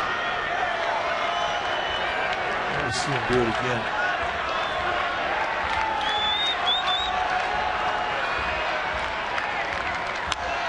Out of play.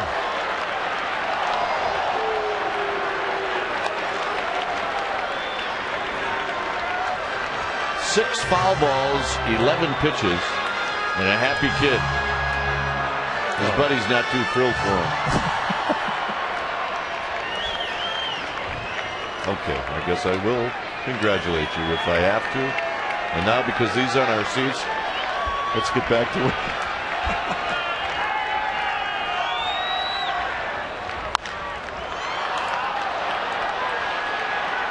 Scott Rowland will put it away.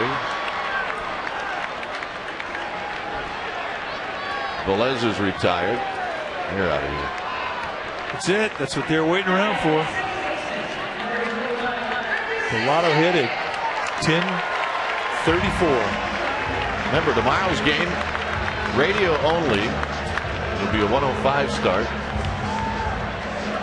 This guy will be sleeping on the way home.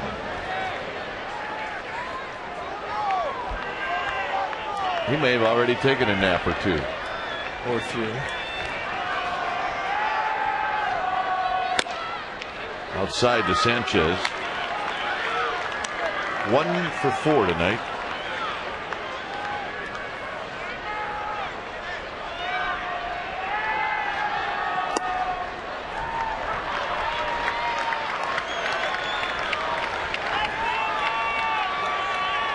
Sandoval to follow.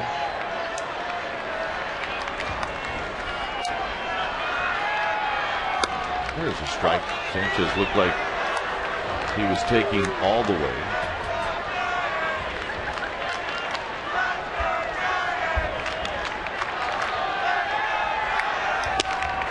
That time. 3 balls and 1 strike.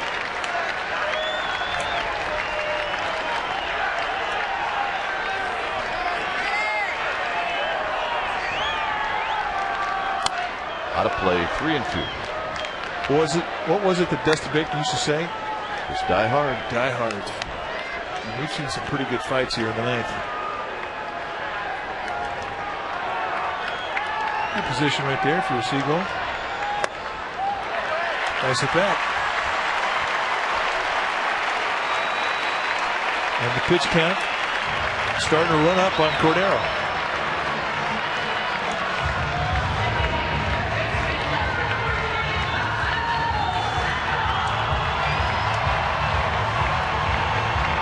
It's 19 pitches for Cordero.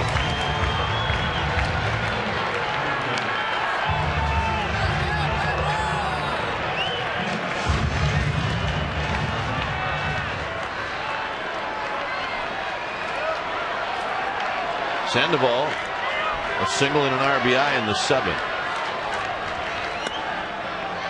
And he looks at a strike. And somewhere, if Brian Wilson is in the Giants clubhouse, if you just saw that pitch, he just went ballistic.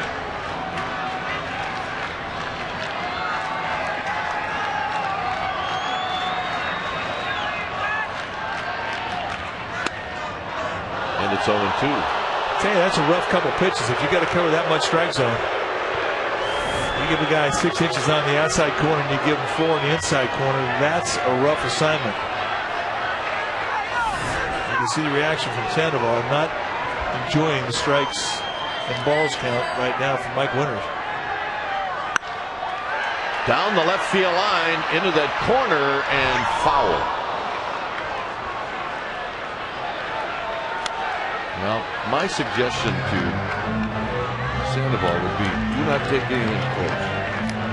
He doesn't anyway, but just in case he was thinking along those lines. I agree with you. Mike Winters, his strike zone has gone out the door. He has been very inconsistent over the last couple innings, and it has really shown up on the scoreboard.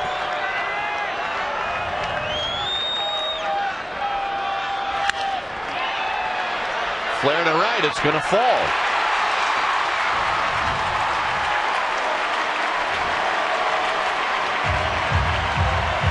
And Benji Molina's going to hit. The Giants have the tying run in the on-deck circle. Yeah, she loves her panda. He came through again.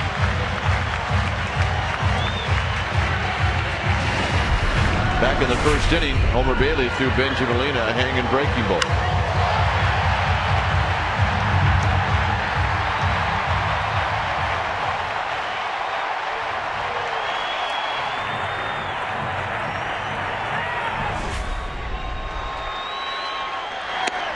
One ball and no strikes. Pitch number 24 for Cordero. Still no action in the Reds bullpen.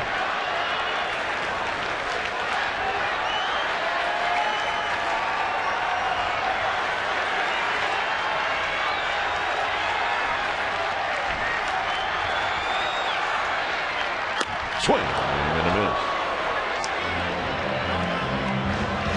91-mile-an-hour slider just off the plate away. Gets Molina to chase.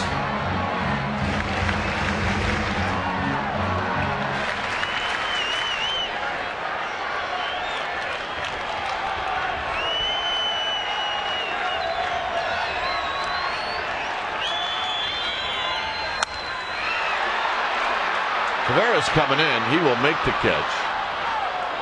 And the throw goes all the way home on one bounce. Now there are 2 outs. And Randy Wynn will hit. Randy Wynn is 0 for 4. Well, he hasn't had great success against Cordero in his career. He's 3 for 22 lifetime with 9 strikeouts.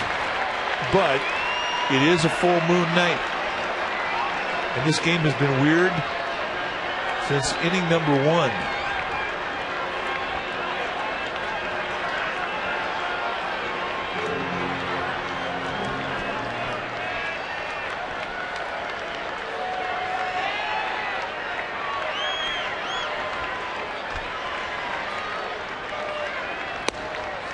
One ball and no strikes.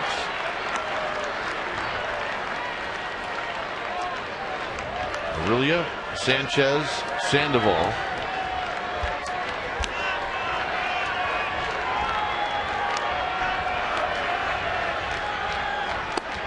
Two and 0.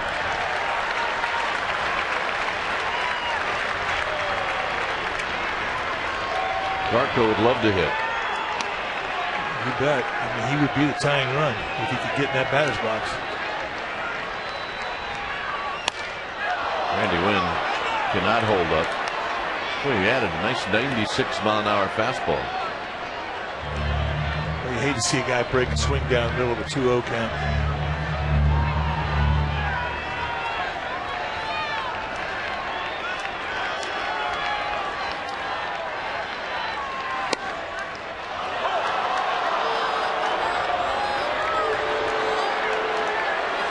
It's been a coin toss out there. Some have been called strikes, some have been called balls. And that strike hurt.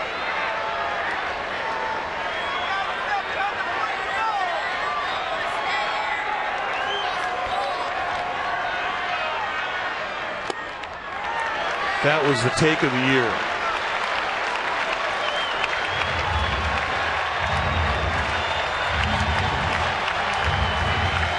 Big pitch here. This will be number 32 on the inning for Cordero. That's a lot of work. To Phillips. And that's the ball game. So the Giants drop a game in which they had the lead late, something that they normally don't do. And they normally don't do it at home, but they did it tonight. And the Reds win game 1 of this 3-game series, and they do it by a final of 10-5.